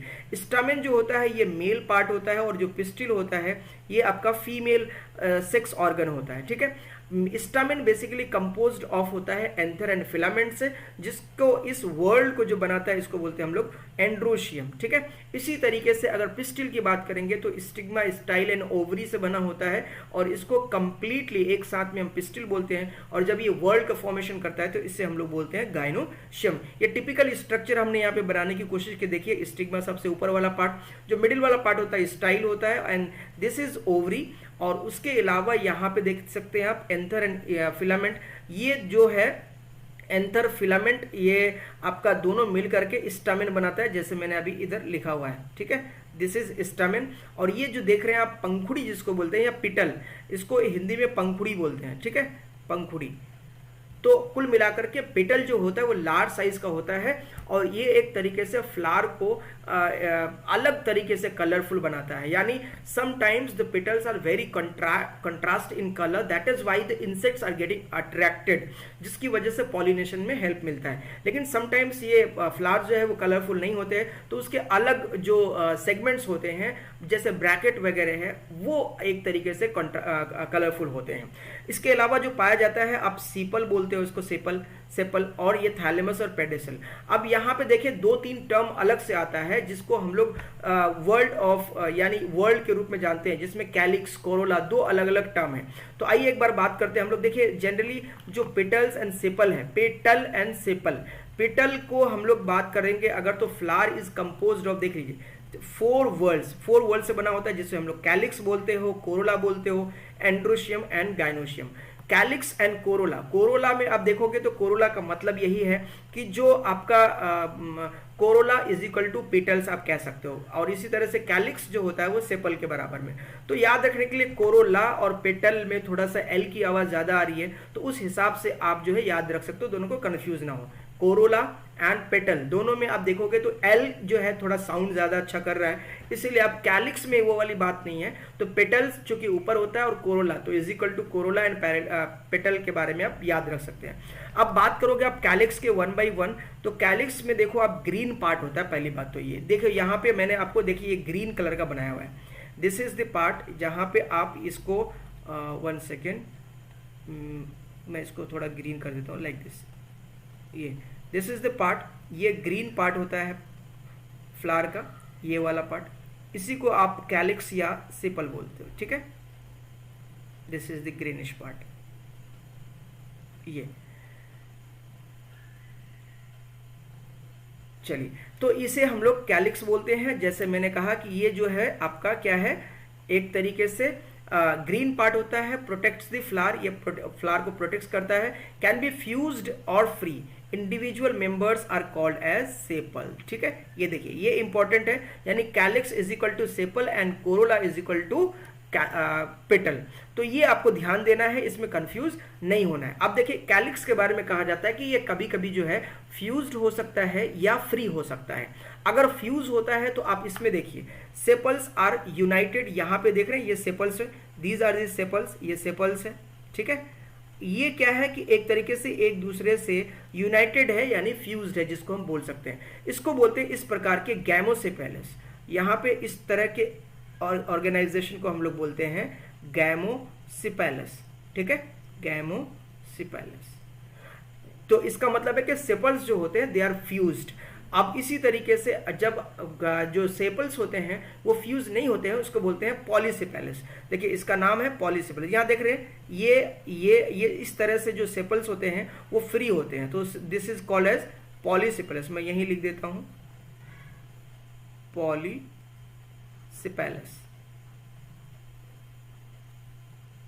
ठीक है।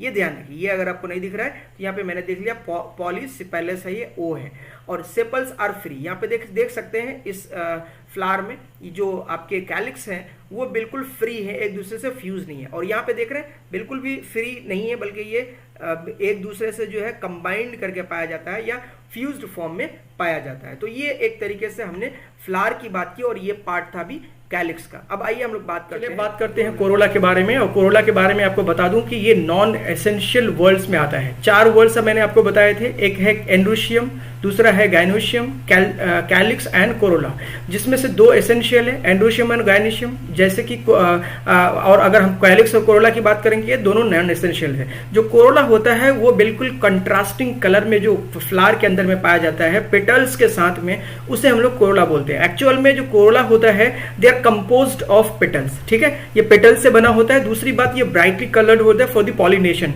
Due to which the insects are getting attracted towards the flower, और जिसकी वजह से जैसी जो इंसेक्ट्स आते हैं और पॉलिनेटिंग एजेंट की तरह काम करते हैं। एसेंशियल वर्ड्स उसे कहते हैं, जैसे मैंने आपको बताया कि एंड्रोशियम और गाइनोशियम जो होता है ये एसेंशियल वर्ड्स में आता है। कंप्लीट फ्लावर की अगर हम लोग बात करेंगे तो कंप्लीट फ्लावर जो होता है उसमें 4 होता है, यानी जिसमें सारे के सारे वर्ड्स पाए जाते हैं उसे हम लोग कंप्लीट फ्लावर कहते हैं। वहीं पे इनकम्प्लीट फ्लावर का मतलब यह हुआ कि जिसमें से कोई एक भी वर्ड अगर मिसिंग है, यानी कैलिक्स, कोरोला, एंड्रोशियम और गाइनोशियम में से कोई एक भी मिसिंग है तो उसे हम लोग इनकम्प्लीट फ्लावर बोलेंगे। तो यही सारी बातें 4 पॉइंट आपके सामने लिखा हुआ है, ठीक है। चलिए आइए आप बात करते हैं हम लोग बेसिकली कुछ और इंपॉर्टेंट टर्म्स की, मोनोकार्पिक, पॉलीकार्पिक और पेरियंथ।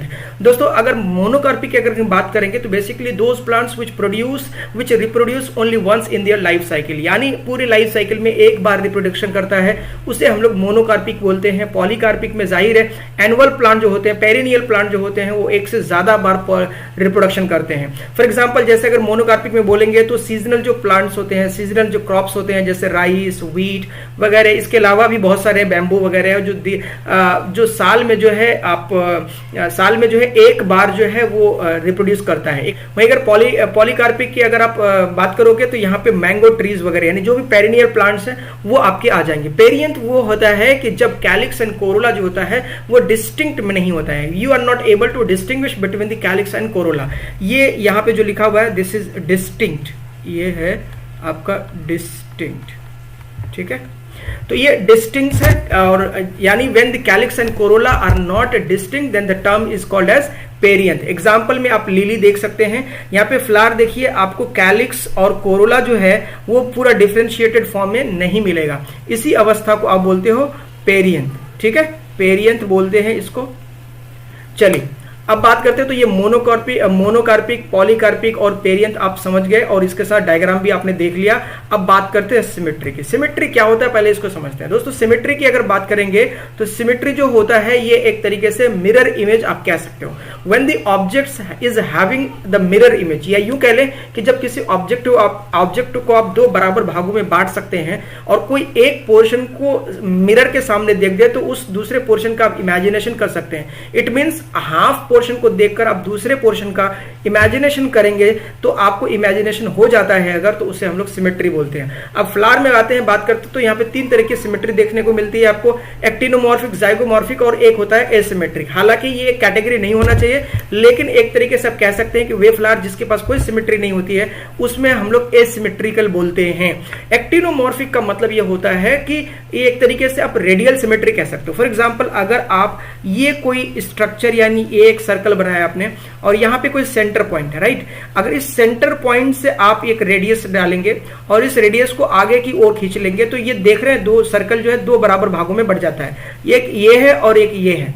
इसी तरीके से अगर यहां पे कोई आप पॉइंट लो और इस पॉइंट से आप इसको सेंटर से होते हुए गुजारेंगे तो अगेन ये वाला और ये वाला जो है दोनों बराबर होता है। फिर अगेन कोई यहां से एक पॉइंट उठाइए आप, तो यहां पोर्शन से आप गुजारेंगे तो ये वाला यानी जो स्टार में बना रहा हूं इस पोर्शन का और इस पोर्शन का आप देखो 2 इक्वल पार्ट में बढ़ जाता है। जब ऐसी स्थिति हो जाती है तो इस तरह के सिमेट्री को हम लोग फ्लावर में जाइगोमॉर्फिक बोलते हैं। या दूसरे शब्दों में कहा जाए तो कोई भी या इस एरिया में यानी इस ऑब्जेक्ट के किसी भी एरिया से आप एक रेडियस को सेंटर से होते हुए गुजारेंगे तो आपको बराबर 2 हिस्सों में बढ़ता हुआ मिल जाएगा। यही लिखा हुआ when a flower can be divided into 2 equal halves through a plane, तो उसे हम लोग कहते हैं जाइगोमॉर्फिक या रेडियल सिमेट्री। अब इसका एग्जांपल क्या है आपको याद रखना है, एमसीडी यानी municipal corporation of Delhi, mustard, chilli and datura. यहाँ पे आप देखो फ्लावर का जो है एक तरीके से डॉटेड लाइन से सारे के सारे इधर से अगर बांटो तो देखो इधर 3 हो जाएगा, इधर 3 हो जाएगा।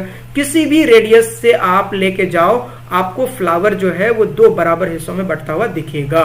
अब आइए बात करते हैं जाइगोमॉर्फिक की। जाइगोमॉर्फिक में सिर्फ और सिर्फ आपको जो है 2 तरीके के यानी 2 हाफ मिलता है, 2 बाइलैटरल सिमेट्री इसको बोलते हैं। ह्यूमन बीइंग के केस में अगर आप अपने आप को इस तरह से लॉन्गिट्यूडनल काटेंगे आप तो 2 बराबर हिस्सों में आपकी बॉडी बढ़ जाती है। इसीलिए कहा तो when a flower can be cut only through 1 plane into 2 equal halves, 2 बराबर भागों में। ऐसा किसमें मिलेगा आप तो पबजी बहुत ही फेमस गेम है, पबजी से आप याद रख सकते हैं पी, बीन, गुलमोहर और एक लास्ट में केशिया है। ये सारे एग्जांपल्स आपके एनसीईआरटी में दिए हुए हैं, इसीलिए ये एग्जांपल्स आपको तो याद होने ही चाहिए। मैंने डार्क कलर करके आपको इनिशियल्स जो है बताने की कोशिश की है।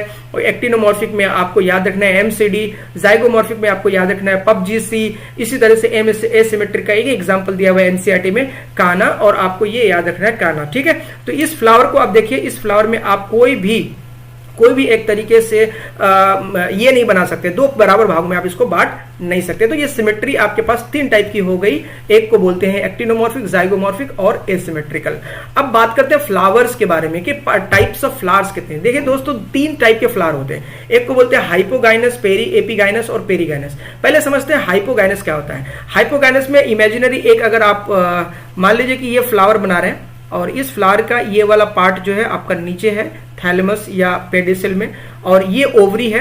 जब सारे वर्ल्स का मतलब मैं मान लेता हूं यहाँ की एक एंथर बना लेता हूं, इसके अलावा मैं मान लेता हूं कि ये एक तरीके से आपका जो ये बड़ा वाला पार्ट जो है ये पेटल है और यहां से आपका निकल जाएगा ऐसे कैलिक्स के रूप में, ठीक है। तो ये आपका पेटल, ये आपका कैलिक्स और ये एंथर, ये सारे वर्ल्स जब ओवरी के नीचे से निकलता हुआ हो, ओरिजिन हो, तो इसे हम लोग बोलते हैं hypogynous. All whorls are below the ovary, ovary is superior. ऐसे ओवरी को हम लोग क्या बोलते हैं, सुपीरियर बोलते हैं, ठीक है। ये ध्यान रखना। देखिए यहाँ डायग्राम में मैंने बनाया हुआ भी है, आपको पता चल रहा होगा, सारे हैंडमेड है। एमसीबी ये याद रखना है आपको, एमसीबी या आप ये कह सकते हैं कि एम से मस्टर्ड, सी से चाइना रोज और बी से ब्रिंजल, ठीक है। जैसे पीसीबी आप पढ़ते हो, फिजिक्स, केमिस्ट्री, बायो, इसी तरह से एमसीबी मैथ, केमिस्ट्री, बायो। तो कुल मिलाकर के एमसीबी आपको याद रखना है। मस्टर्ड, चाइना रोज और ब्रिंजल में आपको ऐसा देखने को मिल जाता है। एपिगाइनस में ऑल फ्लोरल वर्ड्स, यानी इसके जस्ट अपोजिट अगर आप ऐसे बनाओ, मान लो कि कोई फ्लावर ऐसा है और 1 सेकेंड प्लीज, यहां पे सारे के सारे वर्ड्स जो हैं वो आपके ऊपर में प्रेजेंट है लाइक दिस, यानी इस पोर्शन से यहां से ना होकर के यहां से जब बनता है, यहां पे प्रेजेंट होता है, तब उसको बोलेंगे, क्या बोलेंगे हम लोग, epigynous. All the whorls are present above the ovary, और इस प्रकार की ओवरी को आप बोलते हो इंफीरियर ओवरी।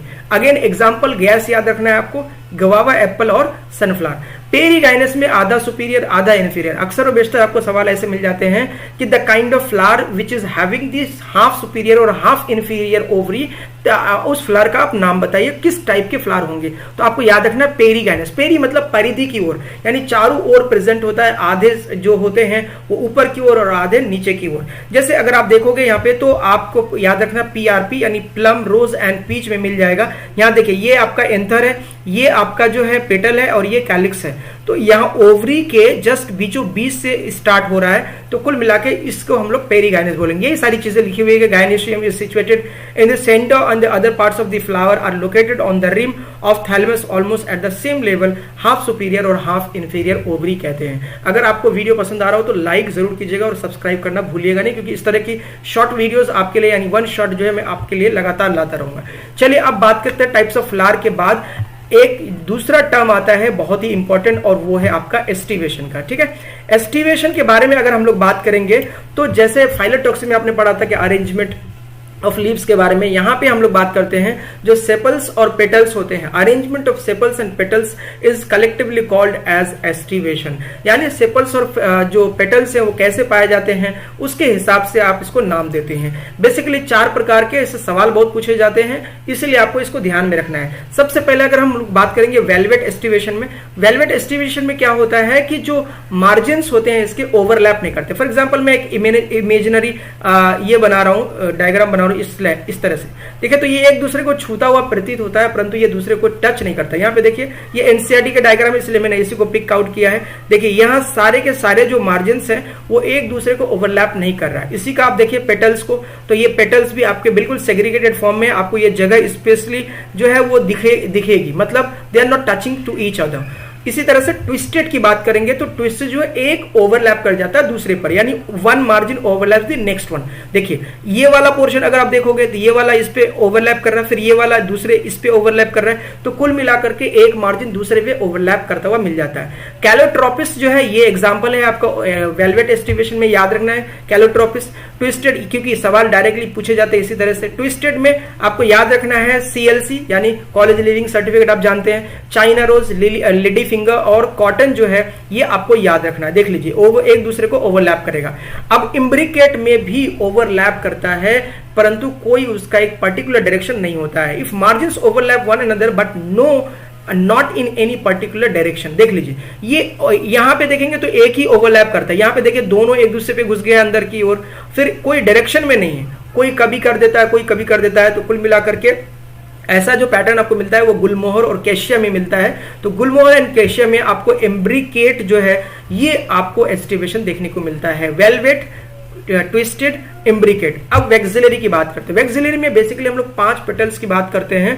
जो लार्जेस्ट 2 पेटल्स होते हैं ना वो लैटरल को ऊपर से घेरे रखता है। जैसे आप इस डायग्राम में देखिए ये दोनों लार्ज है, बड़ा वाला, ठीक है, ये दोनों को जो साइड में इसके प्रेजेंट है इसको ओवरलैप करता हुआ देखिए। तो the largest petals overlap the 2 petals over the 2 lateral petals which in turn overlap the 2 smallest interior petals। जो दो अलग है ये वाले, ये इन दोनों को ओवरलैप कर रहा है नीचे वाले को। तो इसमें जो बेसिकली इंपॉर्टेंट एग्जांपल है आपके, वो एग्जांपल आपको याद रखना है। 4 तरह के एस्टिवेशन आ गए आपके। अब आइए बात करते हैं कुछ क्वेश्चंस के कि इससे रिलेटेड क्या क्वेश्चन बन सकते हैं या प्रीवियस ईयर में आया हुआ है। ठीक है, तो सबसे पहला क्वेश्चन देखिए एकदम सीधा सीधा है। Which one of the following plants show vexillary aestivation and diadelphous stamen. अब डाई एडल्फस को भी छोड़ दीजिए क्योंकि अभी हम आगे बताएंगे आपको। यहाँ पे देखिए वैक्सिलरी एस्टिवेशन किस में पाया जाता है। तो अभी आपने वैक्सिलरी देखा, देखिए वैक्सिलरी लास्ट में यानी पी में, और पी का जो नाम है आपका पाइजम सटाइवम, तो आंसर क्या हो जाएगा पाइजम सटाइवम। इसी तरह से आप देखिए क्वेश्चन नंबर 2 में there are 5 petals, the largest standard overlaps the 2 lateral petals, wing in return overlap the 2 smallest anterior petals, kill this type of estivation is known as। तो जाहिर है इसका भी आंसर आप देखो, अभी अब मैंने लार्जेस्ट और स्मॉलेस्ट वाला बताया। एग्जांपल देख लीजिए जब कैसा होगा ये बीन और पी में पाया जा रहा है। एक बार में एक क्वेश्चन में आपका एग्जांपल पूछ लिया कि किस टाइप का पूछा, एक टाइप का पूछ रहा है कि वैक्सिलरी जो है, यानी ये पूरा सेंटेंस दे दिया और आप पूछ रहा है कि वो किस टाइप का आपका एस्टिवेशन होगा। ठीक है, तो ये क्या हो जाएगा आपका लास्ट वाला हो जाएगा जो आपने अभी पढ़ा कि क्या है ये वैक्सिलरी है। ठीक है, चलिए, तो ये आंसर क्या हो जाएगा, वैक्सिलरी हो जाएगा। तो किसी भी तरीके से सवाल आपको पूछा जाए, पूरा सेंटेंस दे दिया, वैक्सिलरी पूछ लिया और एक वैक्सिलरी दे देगा और आपको सवाल पूछ लेगा किसी एग्जांपल के रूप में। अब आइए बात करते हैं हम लोग एसेंशियल वर्ड्स के बारे में। दोस्तों एसेंशियल वर्ड्स में जैसे मैंने आपको बताया कि एंड्रोशियम, गाइनोशियम ये दोनों आते हैं। सबसे पहले हम लोग बात करते हैं अभी यहाँ पे एंड्रोशियम के बारे में। एंड्रोशियम जो होता है ये मेल वर्ड होता है। मेल वर्ड का मतलब है मेल सेक्स ऑर्गन इसमें पाया जाएगा। दूसरी बात, ये सिंगल मेंबर जो इसका होता है इसे हम लोग स्टामेन बोलते हैं। अगर स्टामेन के आप स्ट्रक्चर को देखोगे तो स्टामेन बेसिकली दो चीजों से मिलकर बना होता है। ये मान लीजिए आपका एक तरीके से ये एंथर है और ये आपका फिलामेंट है, तो दिस इज एंथर, ये आपको एंथर ऐसे मिल जाएगा एंड दिस इज फिलामेंट। तो इन दोनों को मिलाकर ही आप जो बात करते हैं वो बात करते हैं स्टामेन की। ठीक है, देख लीजिए each stamen is consist of filament and anther. और जो यहाँ पे एंथर हमने बनाया है, ये एंथर आपका जो होता है वो बाई लोब्ड होता है। क्या होता है, बाई लोब्ड जो है ये होता है, इसको बोलते हैं हम लोग बाई लोब्ड। ये भी आप ध्यान रखेंगे। ठीक है, बाइलोब्ड एंथर होता है क्योंकि दो लोब पाए जाते हैं। चलिए, अब ये कंडीशन है कि स्टामेन जो होता है वो या तो फ्री होगा या फ्यूज्ड होगा। फ्री और फ्यूज्ड में फ्यूज की तीन स्थिति हो सकती है। पहली बात तो ये है कि फिलामेंट जो है वो फ्यूज हो और एंथर फ्री हो, जैसे आपको देखने को मिल जाता है हिबिस्कस में यानी चाइना रोज में। दूसरा है एंथर फ्यूज्ड और फिलामेंट फ्री, और तीसरा है दोनों फ्यूज हो यानी एंथर फ्यूज्ड हो और फिलामेंट फ्यूज हो। इन सबके एग्जाम्पल्स देख लेते हैं, उसी हिसाब से आपका एक अलग अलग नाम आ जाएगा। फॉर एग्जाम्पल अगर हम लोग फिलामेंट की बात करेंगे, यहाँ पे एक स्थिति है filament fuse but anther free. ऐसी स्थिति को हम लोग एडल्फस बोलते हैं। और एडल्फस की तीन स्थिति हो सकती है, मोनो एडल्फस, डाई एडल्फस और पॉली एडल्फस। मोनो एडल्फस में जाहिर है नाम से स्पष्ट है कि एक की बात हम लोग करें। The stamens may be united into one bunch और वन बंडल।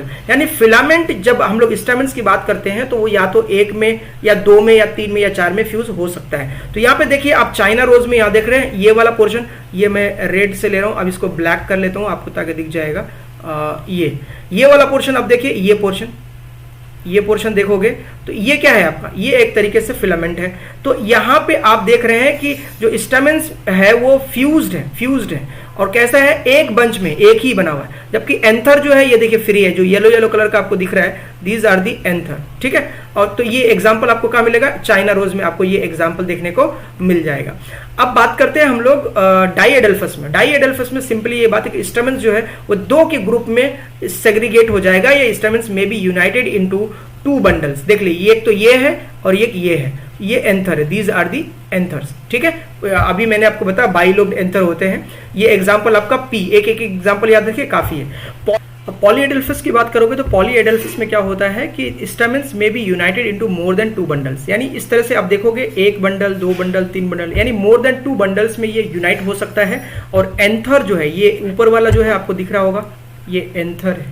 ठीक है, ये एंथर जो है फ्री फॉर्म में है। तो पॉलीएडल्फस का एग्जांपल आपको याद रखना है सिट्रस, डाइएडल्फस का याद रखना है पी, और मोनोएडल्फस का चाइना रोज। तो कुल मिलाकर के जब फिलामेंट फ्यूज होते हैं उसकी तीन कंडीशन हो सकती है। जब फिलामेंट फ्यूज होता है इस स्थिति को हम लोग एडल्फस बोलते हैं, उसकी तीन कंडीशन मोनोएडल्फस, डाइएडल्फस और तीसरा जो होता है वो पॉलीएडल्फस होता है। तो याद आपको एग्जाम्पल याद रखना है, चाइना रोज, पी और सिट्रस के पौधों में ऐसा देखा जाता है। चलिए, तो अब बात करते हैं एंथर फ्यूज्ड और फिलामेंट फ्री के बारे में कि जब एंथर फ्यूज्ड होता है और फिलामेंट फ्री होता है तब उस कंडीशन को क्या बोलते हैं।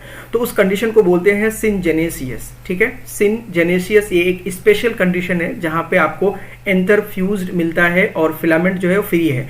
जैसे आप यहाँ देख सकते हैं कि दीज आर दी एंथर्स, ये एंथर हैं। ठीक है, और यहाँ पे नीचे आपको दिख रहा है फिलामेंट, ये फिलामेंट फ्री है, लेकिन यहाँ इस वाले पोर्शन में आप देखोगे तो ये एंथर जो है फ्यूज्ड है। एग्जाम्पल के रूप में आप याद रख सकते हैं MSC यानी मैरीगोल्ड, सनफ्लावर और क्राइसेंथेमम। ये तीन एग्जाम्पल इंपॉर्टेंट है, आपके लिए याद रखना है। जो फैमिली है वो आपका है एस्टेरेसी फैमिली।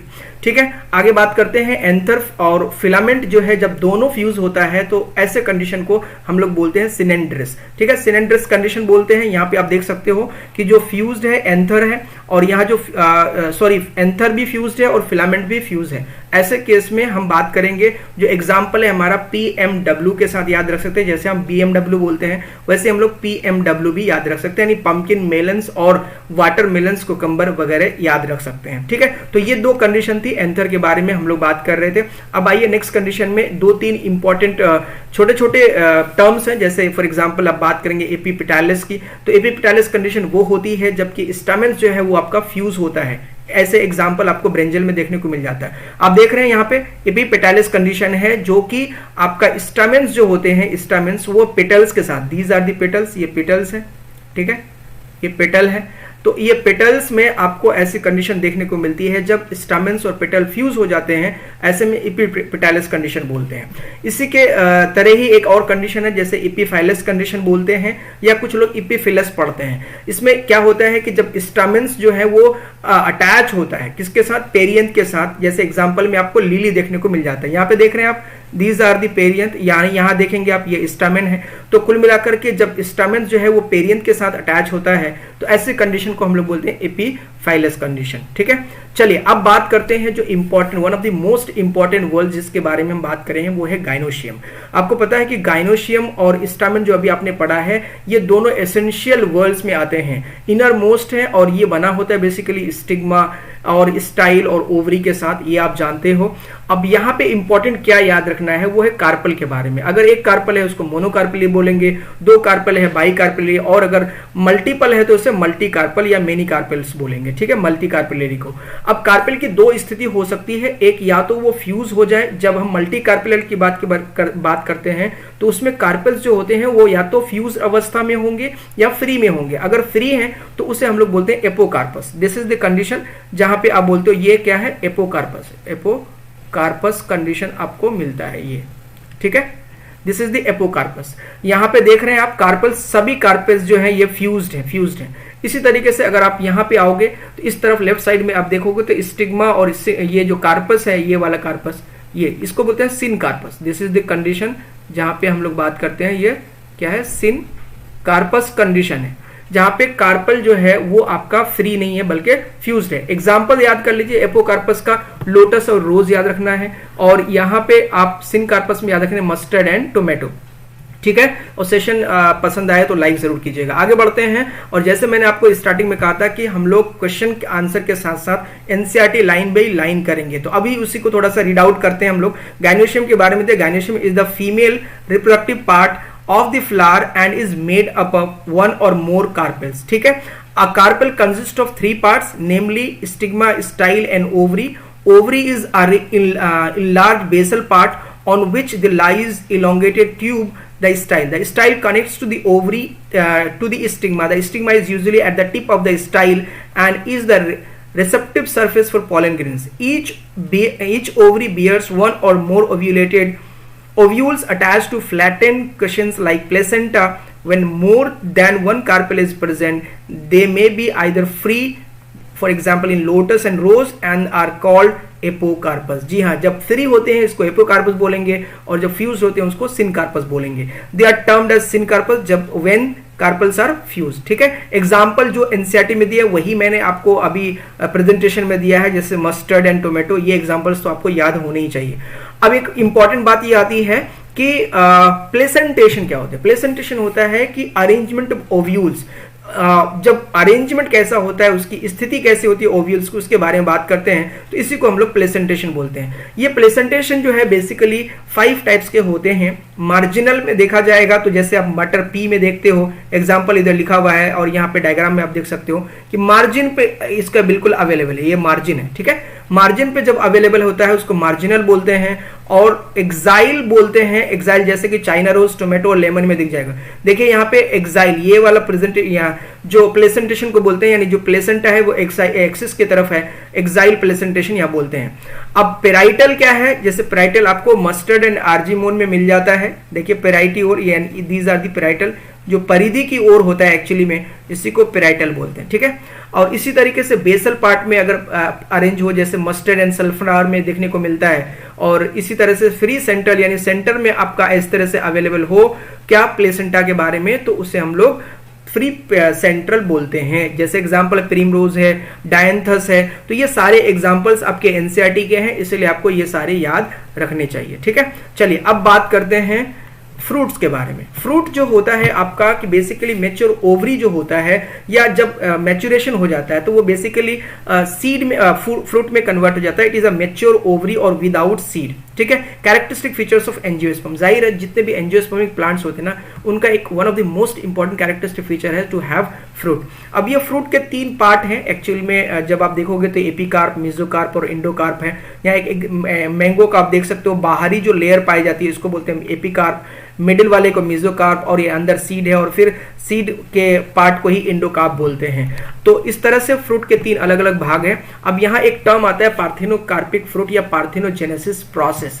पार्थिनोजेनेसिस प्रोसेस उसे कहते हैं जब फर्टिलाइजेशन होता है, यानी कोई फ्रूट का फॉर्मेशन होता है विदाउट फर्टिलाइजेशन, तो ऐसे प्रोसेस को हम लोग पार्थिनोजेनेसिस बोलते हैं और ऐसे फ्रूट पार्थिनोकार्पिक फ्रूट कहलाता है। फॉर एग्जांपल जैसे सीडलेस जो फ्रूट्स होते हैं, जैसे फॉर एग्जांपल ग्रेप्स है, पाइनएप्पल है, इसी तरह से आपका बनाना है, ये सारे आपके पार्थिनोकार्पिक फ्रूट के एग्जांपल्स हैं। ठीक है, अब फ्रूट के 3 टाइप है basically, simple fruit, aggregate fruit और जो है कंपोजिट फ्रूट। सिंपल फ्रूट किसे कहते हैं? जब develops from ovary of a single flower, एक ही फ्लावर के सिंगल ओवरी से जब डेवलपमेंट होता है उसे हम लोग बोलेंगे कि ये सिंपल फ्रूट है। एग्जांपल एप्पल और बनाना। अब इसी तरीके से एग्रीगेट क्या होता है? ये एग्रीगेट अगर आप देखोगे तो ये एग्रीगेट जो होता है बेसिकली ये develops from a polycarpellary apocarpous ovary, carpel becomes fruit late. ये एक्चुअल में मल्टी कार्पेल, कई सारे कार्पेल से जब डेवलप होता है, या यूं कह लें कि जो डेवलपमेंट है वो आपका एपोकार्पस कंडीशन में होता है। एग्जांपल में आपका स्ट्रॉबेरी, कस्टर्ड एप्पल, ये सारे आपको देखने को मिल जाता है। कंपोजिट फ्रूट में बात करेंगे तो जितना पूरा इंटायर फ्लोरेसेंस होता है, यानी फ्लोरेसेंस आप जानते हैं अरेंजमेंट ऑफ फ्लावर, वो आपको बिल्कुल एकदम इंटायर इनफ्लोरेसेंस जो है वो फ्लावर में पाया जाता है कंपोजिट फ्रूट। जैसे आप पाइन एप्पल देखते हो तो पूरा का पूरा एक फ्लोरेसेंस देखने को मिलता है, इनफ्लोरेसेंस। ठीक है, और इसी तरह से जैक फ्रूट में। चलिए आगे बात करते हैं अब हम लोग सीड के बारे में। फ्रूट हो गया, सीड कहते हैं तो बेसिकली ओव्यूल्स जो होता है वो सीड में कन्वर्ट हो जाता है, या यूं कह ले दूसरा नाम ही ओव्यूल्स का सीड है। और ये बेसिकली सीड कोड और एम्ब्रियो से बना होता है, और एम्ब्रियो का जो पार्ट होता है वो 3 भाग में डिवाइडेड होता है। एक को रेडिकल बोलते हैं, एम्ब्रियोनल एक्सिस बोलते हैं और कॉटिलेडन बोलते हैं। ठीक है, सीड जो होता है ये 2 टाइप के हो सकते हैं बेसिकली। सीड मोनोकॉटिलेडन्स और डाइकॉटिलेडन्स दोनों होता है। मोनोकॉटिलेडन्स के जो एम्ब्रियोनिक लीफ जो होती है वो सिंगल होती है तो उसे मोनोकॉटिलेडन बोलते हैं, जैसे सिंगल कॉटिलेडन। डाइकॉटिलेडन क्या होता है? तो 2 कॉटिलेडन। कॉटिलेडन क्या है? इसे हम लोग आसान भाषा में कह सकते हैं this is the embryonic leaf, जो कि नरिशमेंट प्रोवाइड करने का काम करता है। ठीक है, अब बात करते हैं एक टिपिकल आप कॉटिलेडन की, डाइकॉटिलेडन का स्ट्रक्चर आप देखोगे तो यहाँ पे देखिए दीज आर दी कॉटिलेडन। एक लीफ लाइक स्ट्रक्चर है, इधर दिए डबल बना हुआ है। अब यहाँ पे अगर आप देखोगे तो ऊपर का पार्ट जो प्लेम्यूल है, नीचे का रेडिकल है। Radicle is going to convert into root, ठीक है, रूट का फॉर्मेशन करेगा, और प्लेम्यूल जो है ये आगे चल के शूट का फॉर्मेशन करता है। तो कुल मिलाकर सीड में जो होता है वो 2 टाइप के होते हैं। इसी हिसाब से हम प्लांट्स को कैटेगराइज करते हैं, आइदर मोनोकॉट और डाइकॉट। चलिए तो अब बात करते हैं डाइकॉटिलेडन सीड का जो स्ट्रक्चर है वो कैसा है। ये बहुत ही इंपॉर्टेंट है क्योंकि डाइकॉट के सीड का जो आप स्ट्रक्चर देखेंगे सेम चीज आपका 12th क्लास में भी है, तो इसीलिए इस पॉइंट ऑफ व्यू से बहुत सारे क्वेश्चंस जो है आपको प्रीवियस ईयर के नीट के मिल जाएंगे इससे। बेसिकली जब सीड कोट को आप देखते हो तो ये 2 भागों में डिवाइडेड होता है, outer covering, this is the outer, and inner. Inner वाले को टेगमेंट बोलते हैं और आउटर को टेस्टा। यहाँ मैंने एक ड्रॉ किया है पिक्चर, आप देखेंगे ये वाला जो ब्लू वाला पार्ट है दिस इज टेस्टा, और जो रेड वाला पार्ट है दिस इज टेगमेंट, और जो अंदर का जो पार्ट है ये एक्चुअल में न्यूसेलस होता है, इसको कहते हैं न्यूसेलस। ठीक है, न्यूसेलस। और ये वाला पार्ट जो होता है चैलेजल एंड बोलते हैं, एक को माइक्रोपाइल एंड बोलते हैं, यानी चैलेजा और माइक्रोपाइल। और ये स्कार जो होता है दिस इज कॉल्ड हाइलम। अब हाइलम क्या होता है एक्चुअली में, जब आप सीड देखते हैं ना, सीड तो एक स्कार मिलता है आपको, the scar on seed coat through which developing seeds are attach to the fruit. तो एक तरीके से डेवलपिंग जो आपके पास सीड है वहां पे एक स्कार मार्क होता है, एक छोटा सा निशान टाइप का होता है, उसी को हम लोग हाइलम बोलते हैं। ठीक है, अब बात करते हैं कॉटिलिडन्स। तो इसे बेसिकली कॉटिलिडन्स जब भी होता है ये फ्लैशी होता है, और यहाँ पे जैसे मैंने कहा कि रिजर्व फूड मटेरियल होने की वजह से ये नरिशमेंट प्रोवाइड करता है। एज आई सेड कि मोनोकॉटिन या डाइकॉट में की बात करें, एम्ब्रियोनिक लीफ या तो एक होगा या दो होगा, अगर एक है मोनोकॉट, दो है तो डाइकॉट। अब सीड की बात करेंगे, ये दो टाइप के होंगे अगेन। एक को बोलते हैं इंडोस्पर्मिक सीड, जहां पे फूड स्टोरिंग टिश्यू होती है ड्यू टू डबल फर्टिलाइजेशन, ठीक है। और एक होता है non endospermic. Endosperm is present in mature seeds only, for example gram, P और बीन में आपको देखने को मिल जाता है। चलिए, सीड के बाद ये डाइकॉट खत्म, अब आते हैं मोनोकॉट के बारे में कि स्ट्रक्चर ऑफ मोनोकॉट सीड देखेंगे तो मोनोकॉट के एग्जांपल्स आपको जनरली याद होते हैं। ये मोस्टली जो होते हैं ये इंडोस्पर्मिक होते हैं। एग्जांपल में MRW यानी मेज, राइस, व्हीट, ये सारा आप याद रख सकते हैं। नॉन इंडोस्पर्मिक भी एक्सेप्शनली पूछा जाता है, तो आप जरूर याद रखिएगा। स्टामा का नॉन इंडोस्पर्मिक का एग्जांपल जो है वो आपका ऑर्किड्स है, ठीक है। सीड कोट जो होता है बेसिकली वो मेम्ब्रेनस होता है, fused with fruit wall. Endosperm क्या होता है, बल्कि और स्टोर फूड, जैसे मैंने कहा। अब एक टिपिकल स्ट्रक्चर देखिए, ये एनसीईआरटी का ही डायग्राम है। अगर आप एक तरीके से देखोगे तो this is the part of embryo, ये एम्ब्रियो का पार्ट है जहां पे क्या क्या आपको मिलता है। ये स्केटिलम बोलते हैं, ये शील्ड शेप में पाया जाता है, बिल्कुल ये देख रहे हैं, ये शील्ड शेप में। कलियोप्टाइल और पिलियोमिल होता है, नीचे रेडिकल और कोलेराइजा, और ये वाला पार्ट होता है जो आपको अभी यहाँ दिख नहीं रहा, ये एक तरीके से एक्सिस का काम करता है। जैसे यहाँ पे आप देख सकते हैं मैग्नीफाई करके, this is the part of embryo, ये एम्ब्रियो है और ये एक्सिस है, ठीक है। यहाँ पे जो आप देख रहे हैं ना ये एम्ब्रियो का पार्ट, तो ये एक्सिस जो है यहाँ पे प्रेजेंट नहीं, एक तरीके से यहाँ पे लेबल नहीं है, तो ये एक्सिस है। इंडोस्पर्म है ये वाला पार्ट, दिस इज पार्ट, ये जो है इंडोस्पर्म है। काफी रिजर्व फूड मटेरियल लेने की वजह से थोड़ा बल्की लगता है। और सबसे बाहर की ओर आप देखेंगे तो seed coat and fruit wall पाया जाता है। और इसके अलावा यहाँ पे देख रहे हैं ये वाले पार्ट जो है ये एल्यूरोन लेयर पाई जाती है, जो कि एल्यूरोन लेयर जो होती है वो प्रोटीन रिच लेयर होती है, प्रोटीन पाई जाती है इसमें, ठीक है।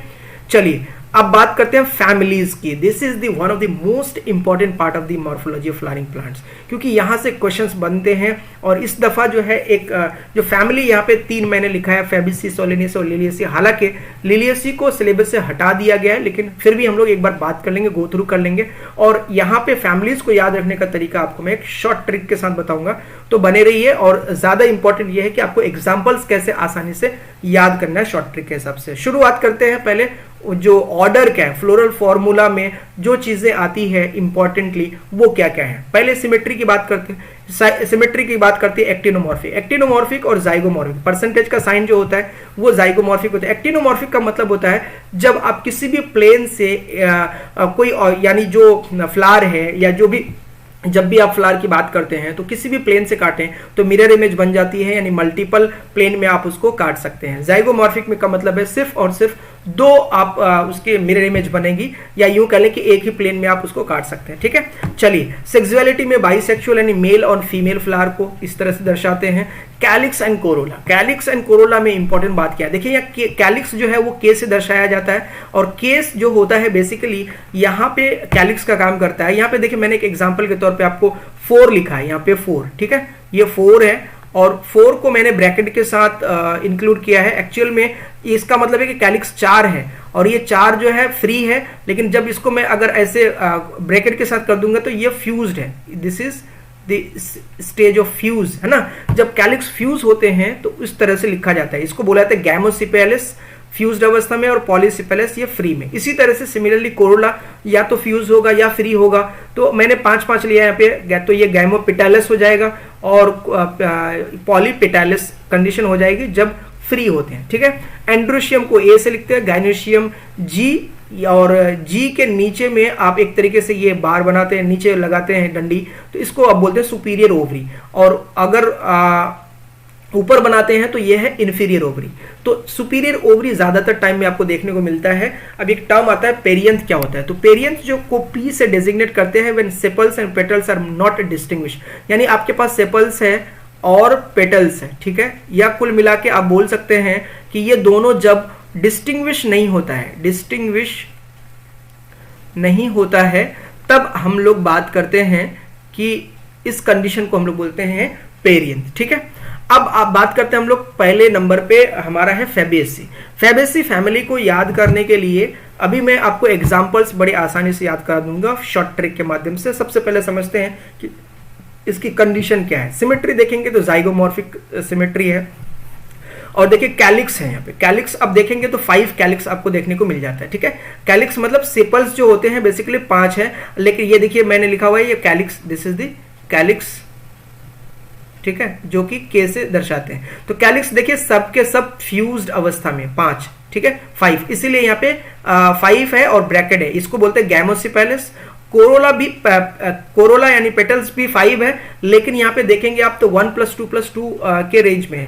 जैसे देखिए 1, 2 और 2 इधर, ये 2 + 2 जो है 1 और +1 और प्लस ये 2 साइड में है, तो 1 + 2 ये दोनों हो गए, और 2 आपस में यहाँ पे मिले हुए ये वाले दोनों, ठीक है, ये फ्यूज्ड है, इसलिए यहाँ पे देखिए इसको फ्यूज किया गया, यानी ब्रैकेट में लिखा गया, इसको पॉलीपेटैलस कंडीशन बोलते हैं। एस्टिवेशन देखेंगे इम्ब्रिकेट या वेलवेट माना जाता है।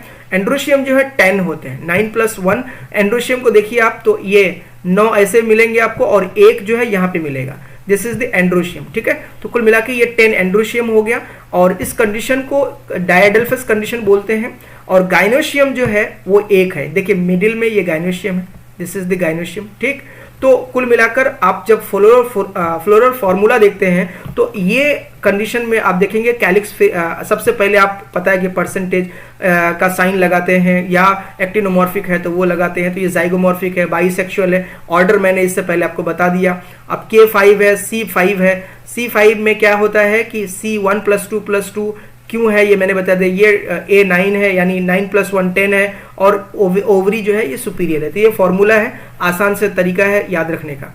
अब इसका एग्जाम्पल है, एग्जाम्पल फेबिसी का याद रखने के लिए हमारे पास एक छोटा सा सेंटेंस आपको याद रखना है हिंदी में, जैसे गैस में सब्जी गरम सीटी सीसी मारे, ठीक है, गैस में सब्जी से गरम सीटी सीसी मारे, ये आपको सेंटेंस याद रखना है। अब गरम से क्या है देख लीजिए, गैस से गरम यानी ग्राम, चना की बात करते हैं, अरहर सेम, और में से मूंग, सब्जी से सोयाबीन, ये सारे पल्सेस में आते हैं, ये आपको ऐसे याद रखना है, ठीक है। तो गैस में सब्जी से गरम, यहां तक याद हो गया। गरम से ग्राउंडनट आप बोलेंगे, एडिबल ऑयल में आ जाएगा। सीटी में आप SI सन हेम्प फाइबर्स में इंडिगोफेरा और ट्राइफोलियम, ये सीटी से आप याद रखेंगे जो फाइबर और डाई में आता है, ठीक है। सीसी में सीसी मारे स्वीट पी और सिस्बानिया, स्वीट पी ऑर्नामेंटल और फॉडर के रूप में सिस्बानिया को, और मारे में मुलेठी आप याद रख सकते हैं मेडिसिन के रूप में। तो यह फॉर्मूला आप याद रख सकते हैं, गैस में सब्जी से गरम सीटी सीसी मारे, ठीक है। अब बात करते हैं, दूसरा है आपका सोलेनेसी फैमिली। इसे हम लोग जो है सोलेनेसी फैमिली को पोटैटो फैमिली भी बोलते हैं, और ज्यादातर टाइम में आप इसको देखेंगे तो सिमेट्री जो होती है इसकी वो है एक्टिनोमॉर्फिक, यानी किसी भी प्लेन पे इस तरह से किसी भी प्लेन पे आप काटो वो 2 बराबर भागों में बट जाएगा, ठीक है। ये 2 बराबर भागों में ये फ्लावर जो है बट जाएगा। देखिए कैलिक्स यहाँ पे फ्यूज्ड है, कोरोला भी आप देखोगे तो ये फ्यूज्ड है, देख रहे हैं, ये कोरोला सर है 5 एंड्रोशियम, ये एंड्रोशियम, और अंदर की ओर गाइनोशियम। तो सेपल्स कैलिक्स 5 कोरोला 5, चूंकि सारे यूनाइटेड है यानी फ्यूज्ड है, इसीलिए आप यहाँ पे ब्रैकेट लगाएंगे। एस्टिवेशन वॉल्वेट है, एंड्रोशियम आपको मिल जाएगा एपीपेटैलस कंडीशन में, देख लीजिए ये एपीपेटैलस कंडीशन है, पेटल से जुड़ा हुआ है, ठीक है। और गाइनोशियम जो है वो बाइकार्पिलरी और सिनकार्पस होता है। फॉर्मूला लिखेंगे जब आप तो एक्टिनोमॉर्फिक है, एक्टिनोमॉर्फिक प्लस साइन आ जाएगा, क्योंकि बाइसेक्सुअल सारे फ्लावर्स हैं लगभग, तो आप बाइसेक्सुअल का लगा देंगे। K5 है, यहाँ पे आ जाएगा, देख लीजिए K5 है, C5 है, C5 ये सारे फ्यूज्ड है, तो C5 विद ब्रैकेट, और एंड्रोशियम भी 5 है, 1 2 3 4 एंड 5, ये 5 एंड्रोशियम है, लेकिन ये क्या है कि आपका फ्यूज्ड है। अब यहाँ पे एक बार नजर आ रहा है, देख रहे हैं, कोरोला, यानी ये जो आपका दिख रहा है आपको, यानी जो सी है आपका कोरोला के साथ यानी पेटल्स के साथ जब आपका एंड्रोशियम जुड़ा रहता है, इसको एपीपेटैलस कंडीशन बोलते हैं। और ऐसे कंडीशन को यहाँ पे सी और ए में एक बार लगा देते हैं, तो इस तरह से ये एपीपेटैलस कंडीशन दर्शाता है, ठीक है। ओवरी जो होता है, ये ओवरी जो है ये आपका सुपीरियर ओवरी है, और इसकी संख्या 2 है, ठीक है। ये ओवरी आप देख रहे हैं, एक हिस्सा ये है और एक हिस्सा इधर वाला है। आगे बात करते हैं सोलिनेसी की। सोलिनेसी हो गया। अब इसका एग्जाम्पल बात करते हैं। तो एग्जाम्पल में आपको एनसीईआरटी के ही सारे एग्जाम्पल से अलग अलग तरीके से मैंने कोशिश की है कि आपको आसानी के साथ परोसा जाए। तो एक फॉर्मूला आप या एक सेंटेंस याद रखिए, अश्विन बोला पेट से पाव भाजी टमाटर। बहुत ज्यादा भूख लगी अश्विन को, तो वो अपने पेट से बात करता है, कहते हैं ना कि पेट में चूहे कूद रहे हैं, तो उस हिसाब से आपको खाने के लिए बहुत जल्दी से चाहिए। तो अश्विन बोला पेट से पाव भाजी टमाटर, भाई वेट कर ले, तुझे पाव भाजी टमाटर हम दे रहे हैं, ठीक है। तो ये आपको सेंटेंस याद रखना है, अश्विन बोला पेट से पाव भाजी टमाटर। तो अब यहाँ पे उसी से आप नाम से लिखा रहना, अश्विन से अश्वगंधा याद हो जाएगा, बोला से बेलाडोना याद हो जाएगा। ये मेडिसिन के रूप में इस्तेमाल होता है, मेडिसिन के रूप में इस्तेमाल होता है एज ए मेडिसिन, ठीक है। चलिए अब उसके बाद पेट की बात करेंगे। तो पेट से यानी पिट्यूनिया हो जाएगा और ट से टोबैको हो जाएगा। तो पिट्यूनिया ऑर्नामेंटल और ये फ्यूमिगेटरी प्लांट में आता है। स से चिली हो जाएगा, स्पाइस में इस्तेमाल करेंगे। पाव भाजी, पाव पोटैटो, भाजी ब्रिंजल एंड टमाटर से टोमेटो इटसेल्फ, ठीक है। तो ये फूड के रूप में इस्तेमाल हो जाता है। सोलिनेसी का फॉर्मूला है। सोलिनेसी को आप याद रखने के लिए ये सेंटेंस याद रख सकते हैं। अब बात करते हैं ब्रासिकेसी। यहाँ पे इंपॉर्टेंट बात ये बताना चाहूंगा दोस्तों कि ब्रासिकेसी को एज इट इज एनसीईआरटी में डिटेल में मेंशन नहीं किया है, लेकिन जब आप एनसीईआरटी खोलते हैं तो ये डायग्राम आपका जरूर मिलता है। तो याद कीजिए, जब कोई एनसीईआरटी में हिंट दे दिया जाता है ना, आप उसको मान के चलते हैं कि ये आपका सिलेबस में है, ये डायग्राम है, तो आपको पूछा जा सकता है। इसीलिए ब्रासिकेसी को भी पढ़ना बहुत जरूरी है।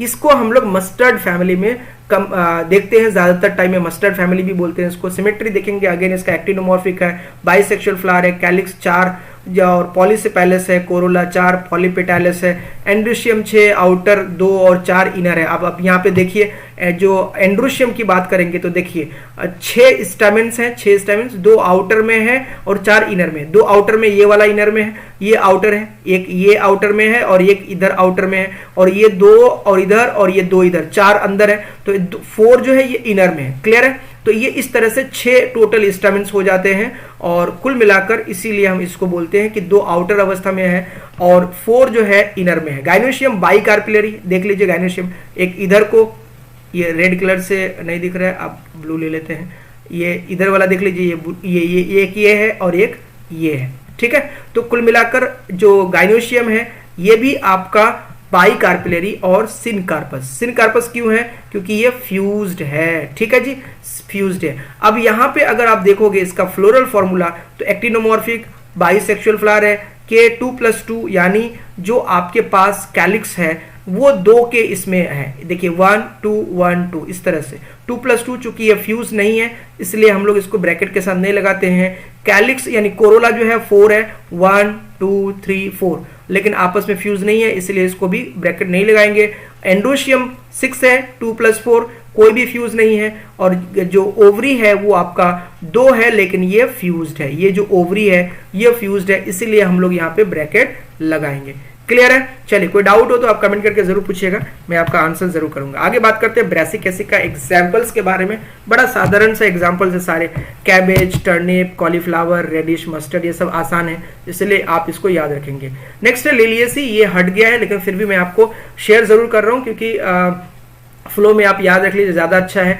एक्टिनोमॉर्फिक होता है, बाइसेक्सुअल होता है, टेपल्स बोलते हैं 3+3, क्योंकि पेरियंथ में जो है आप देखोगे ये 1 2 3 के कॉम्बिनेशन में है 3+3 में। और इस एंड्रोशियम जो होता है 6 होता है, 1 2 3 4 5 6 इस तरह से। एपिपेटलस कंडीशन है क्योंकि ये आपके पेटल से अटैच्ड है। एस्टिवेशन वेलवेट मिल जाता है। गाइनोशियम ट्राइकार्पिलरी, अब यहाँ पे देखिए जो गाइनोशियम है ये 3 में बटा हुआ है, ट्राइकार्पिलरी। जाहिर है सिनकार्पस है क्योंकि ये फ्यूज्ड अवस्था में है इसीलिए इसको हम लोग सिनकार्पस बोलते हैं, ठीक है। चलिए, इसमें सीड, अब एग्जाम्पल याद रख लीजिए। अब ये एक एग्जाम्पल लिलियेसी का, तू अकेला गमगीन आसपास कालकी, ठीक है। तू अकेला गमगीन आसपास कालकी। कालकी जो है एक एक्ट्रेस थी, तो इस तरह से आप याद रख सकते हैं कि तू से ट्यूलिप, अकेला से एलो और गमगीन से ग्लोरियोसा और आसपास में एस्पैरगस और कालके से कॉल्चिकम। इस तरह से लिलियेसी को आप याद रख सकते हैं। अब इंपॉर्टेंट एक बात और आती है, जो नए फैमिलीज सिलेबस में एनटीए ने ऐड किया है, अभी एनसीईआरटी में नहीं है लेकिन ये आपको पढ़ना है, ठीक है। एनटीए के द्वारा जो है सिलेबस में आपका इंक्लूड किया गया 3 नई फैमिलीज को। ये है पोएसी, ग्रामिनी बोलते हैं इसको, एस्टेरेसी, कंपोजिटी भी बोलते हैं और मालवेसी। अब इसको फटाफट से देखते हैं। पोएसी को हम लोग ग्रास फैमिली भी बोलते हैं। अब इसका जो इन्फ्लोरेसेंस होता है वो रेसिमोस टाइप का होता है। रेसिमोस क्या होता है ये आपने अभी कुछ देर पहले देखा है। सिमेट्री जाइगोमॉर्फिक होता है, बाइसेक्सुअल होता है। कैलिक्स एंड कोरोला जो है ये आपका पेरियंथ P2, ये इसको एक अलग टर्म्स जाना जाता है, रेड्यूस्ड लॉडिकल्स। इसका स्ट्रक्चर आप देखोगे तो कुछ इस टाइप से आपको देखने को मिल जाता है। और ये अगर आप देखेंगे तो अंदर की ओर सबसे ओर गाइनोशियम है, सिंगल है, सुपीरियर है। एंड्रोशियम 3 है, 1 2 3। और इसी तरह पेरियंथ में पेरियंथ यहाँ पे देखने को मिल रहा है, लेमा है, ग्लूम है। और इसका अगर आप फ्लोरल फॉर्मूला देखेंगे तो ये ब्रैक्टेट होता है और जाइगोमॉर्फिक होता है, बाइसेक्सुअल। P2 लॉडिक्यूल्स के बोलते हैं उसको, पेरियंथ 2 को, A3 और G1। ये आपको याद रख सकते हैं। अब यहाँ पे फ्रूट के बारे में आया एक अलग सा टर्म जिसको बोलते हैं कैरियोप्सिस, जो ड्राई होता है, और सीड जो होता है इंडोस्पर्मस होता है। ठीक है, तो ये एक फैमिली थी। अब नेक्स्ट है इसका एग्जाम्पल में आप फूड के रूप में, शुगर के रूप में और फोडर के रूप में याद रखते हैं। मेज को आप बड़ी आसानी से याद रख सकते हो, मेज, व्हीट, ओट्स, राइस। और इसी तरह से शुगर केन और ग्रास में पैनिकम और सिम्बोपैगन आप याद रख सकते हैं एज ए फोडर। ठीक है, चलिए एस्टेरेसी फैमिली की बात करें तो फ्लोरेसेंस इसमें भी रेसिमोस पाया जाता है। रेस जो है, अब यहाँ पे सिमेट्री 2 टाइप की होती है, एक रे और एक डिस्क। जाइगोमॉर्फिक देखा जाता है रे में, और डिस्क जो होता है एक्टिनोमॉर्फिक में देखा जाता है। Generally sexuality bisexual.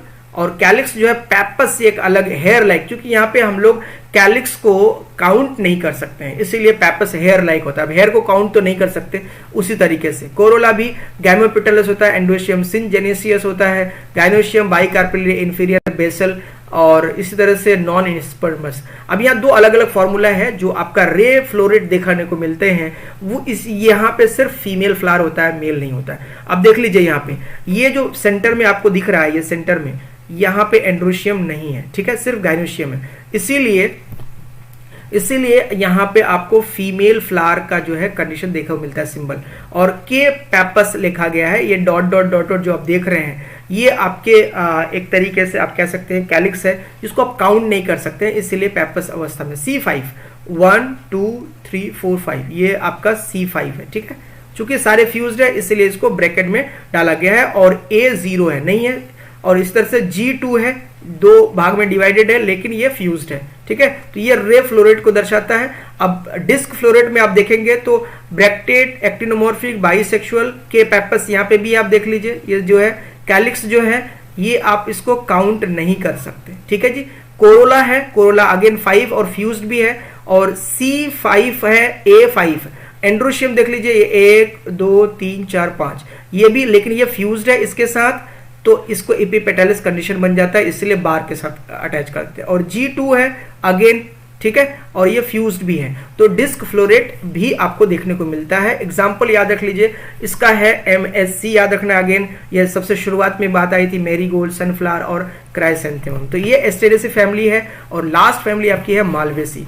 मालवेसी में इन्फ्लोरेसेंस आपको रेसिमोस देखने को मिल जाता है, एक्टिनोमॉर्फिक हो जाता है, बाइसेक्सुअल यानी सेक्सुअलिटी जो होती है बाइसेक्सुअल। और यहाँ पे देखिए कैलिक्स K5 गैमोसिपेलस है, C5 पॉलीपेटाइलस है, और एंड्रोशियम मोनोएडल्फस। और यहाँ पे आप देख लीजिए इन्फिनिटी होता है, काउंट नहीं कर सकते। गाइनोशियम G2 से इन्फिनिटी तक हो सकता है। सुपीरियर ओवरी प्लेसेंटेशन जो होता है वो एक्साइल होता है। इसको फ्लोरल डायग्राम देखेंगे आप तो एपिकैलिक्स बोलते हैं इसको, है ना, क्योंकि कैलिक्स जो होता है वो बिल्कुल बाहर की ओर है, एपिकैलिक्स के ऊपर में।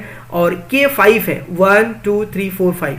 और A5 है, A5, ठीक है, लेकिन ये फ्यूज नहीं है। अगर आप देखेंगे तो ये आपका कोरोला जो है ये फ्यूज्ड नहीं है। ठीक है, इसलिए इसको आप बोल सकते हो कि ये फ्री है। अब यहाँ एंड्रोशियम जो होता है, ये जितने भी आप इसको देख रहे हैं इन्फिनिटी बनाया गया है, मतलब आप इसको काउंट नहीं कर सकते।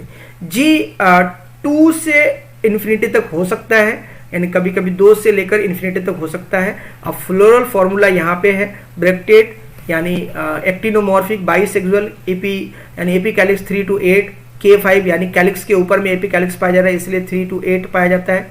K5 फ्यूज्ड है, C5 फ्यूज्ड है, लेकिन C5 और एंड्रोशियम के बीच में आप देखोगे अगेन तो ये आपको एपिपेटालिस कंडीशन देखने को मिल जाता है, क्योंकि ये पेटल्स के साथ फ्यूज है। कौन? एंड्रोशियम। ठीक है जी। चलिए अब बात करते हैं G2, तो आपने देख लिया 2 से इन्फिनिटी। अब आते हैं एग्जाम्पल, तो एग्जाम्पल में आपका कॉटन, चाइना रोज और लेडी फिंगर। तो कुल मिला के ये पूरा का पूरा चैप्टर आपका जो है वन शॉट था मॉर्फोलॉजी ऑफ फ्लावरिंग प्लांट्स का। तो उम्मीद है कि ये चैप्टर आपको वन शॉट वीडियो पसंद आया होगा। अगर पसंद आया तो चैनल को जरूर सब्सक्राइब कीजिएगा, लाइक कीजिएगा, क्योंकि बहुत सारी मेहनत लगती है। और ये नोट्स आपका PDF जो है टेलीग्राम चैनल पे आपको मिल जाएगा, टेलीग्राम ज्वाइन कर लेना। डिस्क्रिप्शन में आपका टेलीग्राम का लिंक दिया हुआ है। और इसके बाद हम लोग नेक्स्ट चैप्टर का जो वन शॉट है बहुत ही जल्दी ले आएंगे। इसके बाद जो चूंकि अभी हमने मॉर्फोलॉजी ऑफ फ्लावरिंग प्लांट्स बात की है, इसके बाद का जो चैप्टर है वो बहुत ही जल्द हम आपके लिए लेके आएंगे। Thank you so much for watching. See you soon in the next video.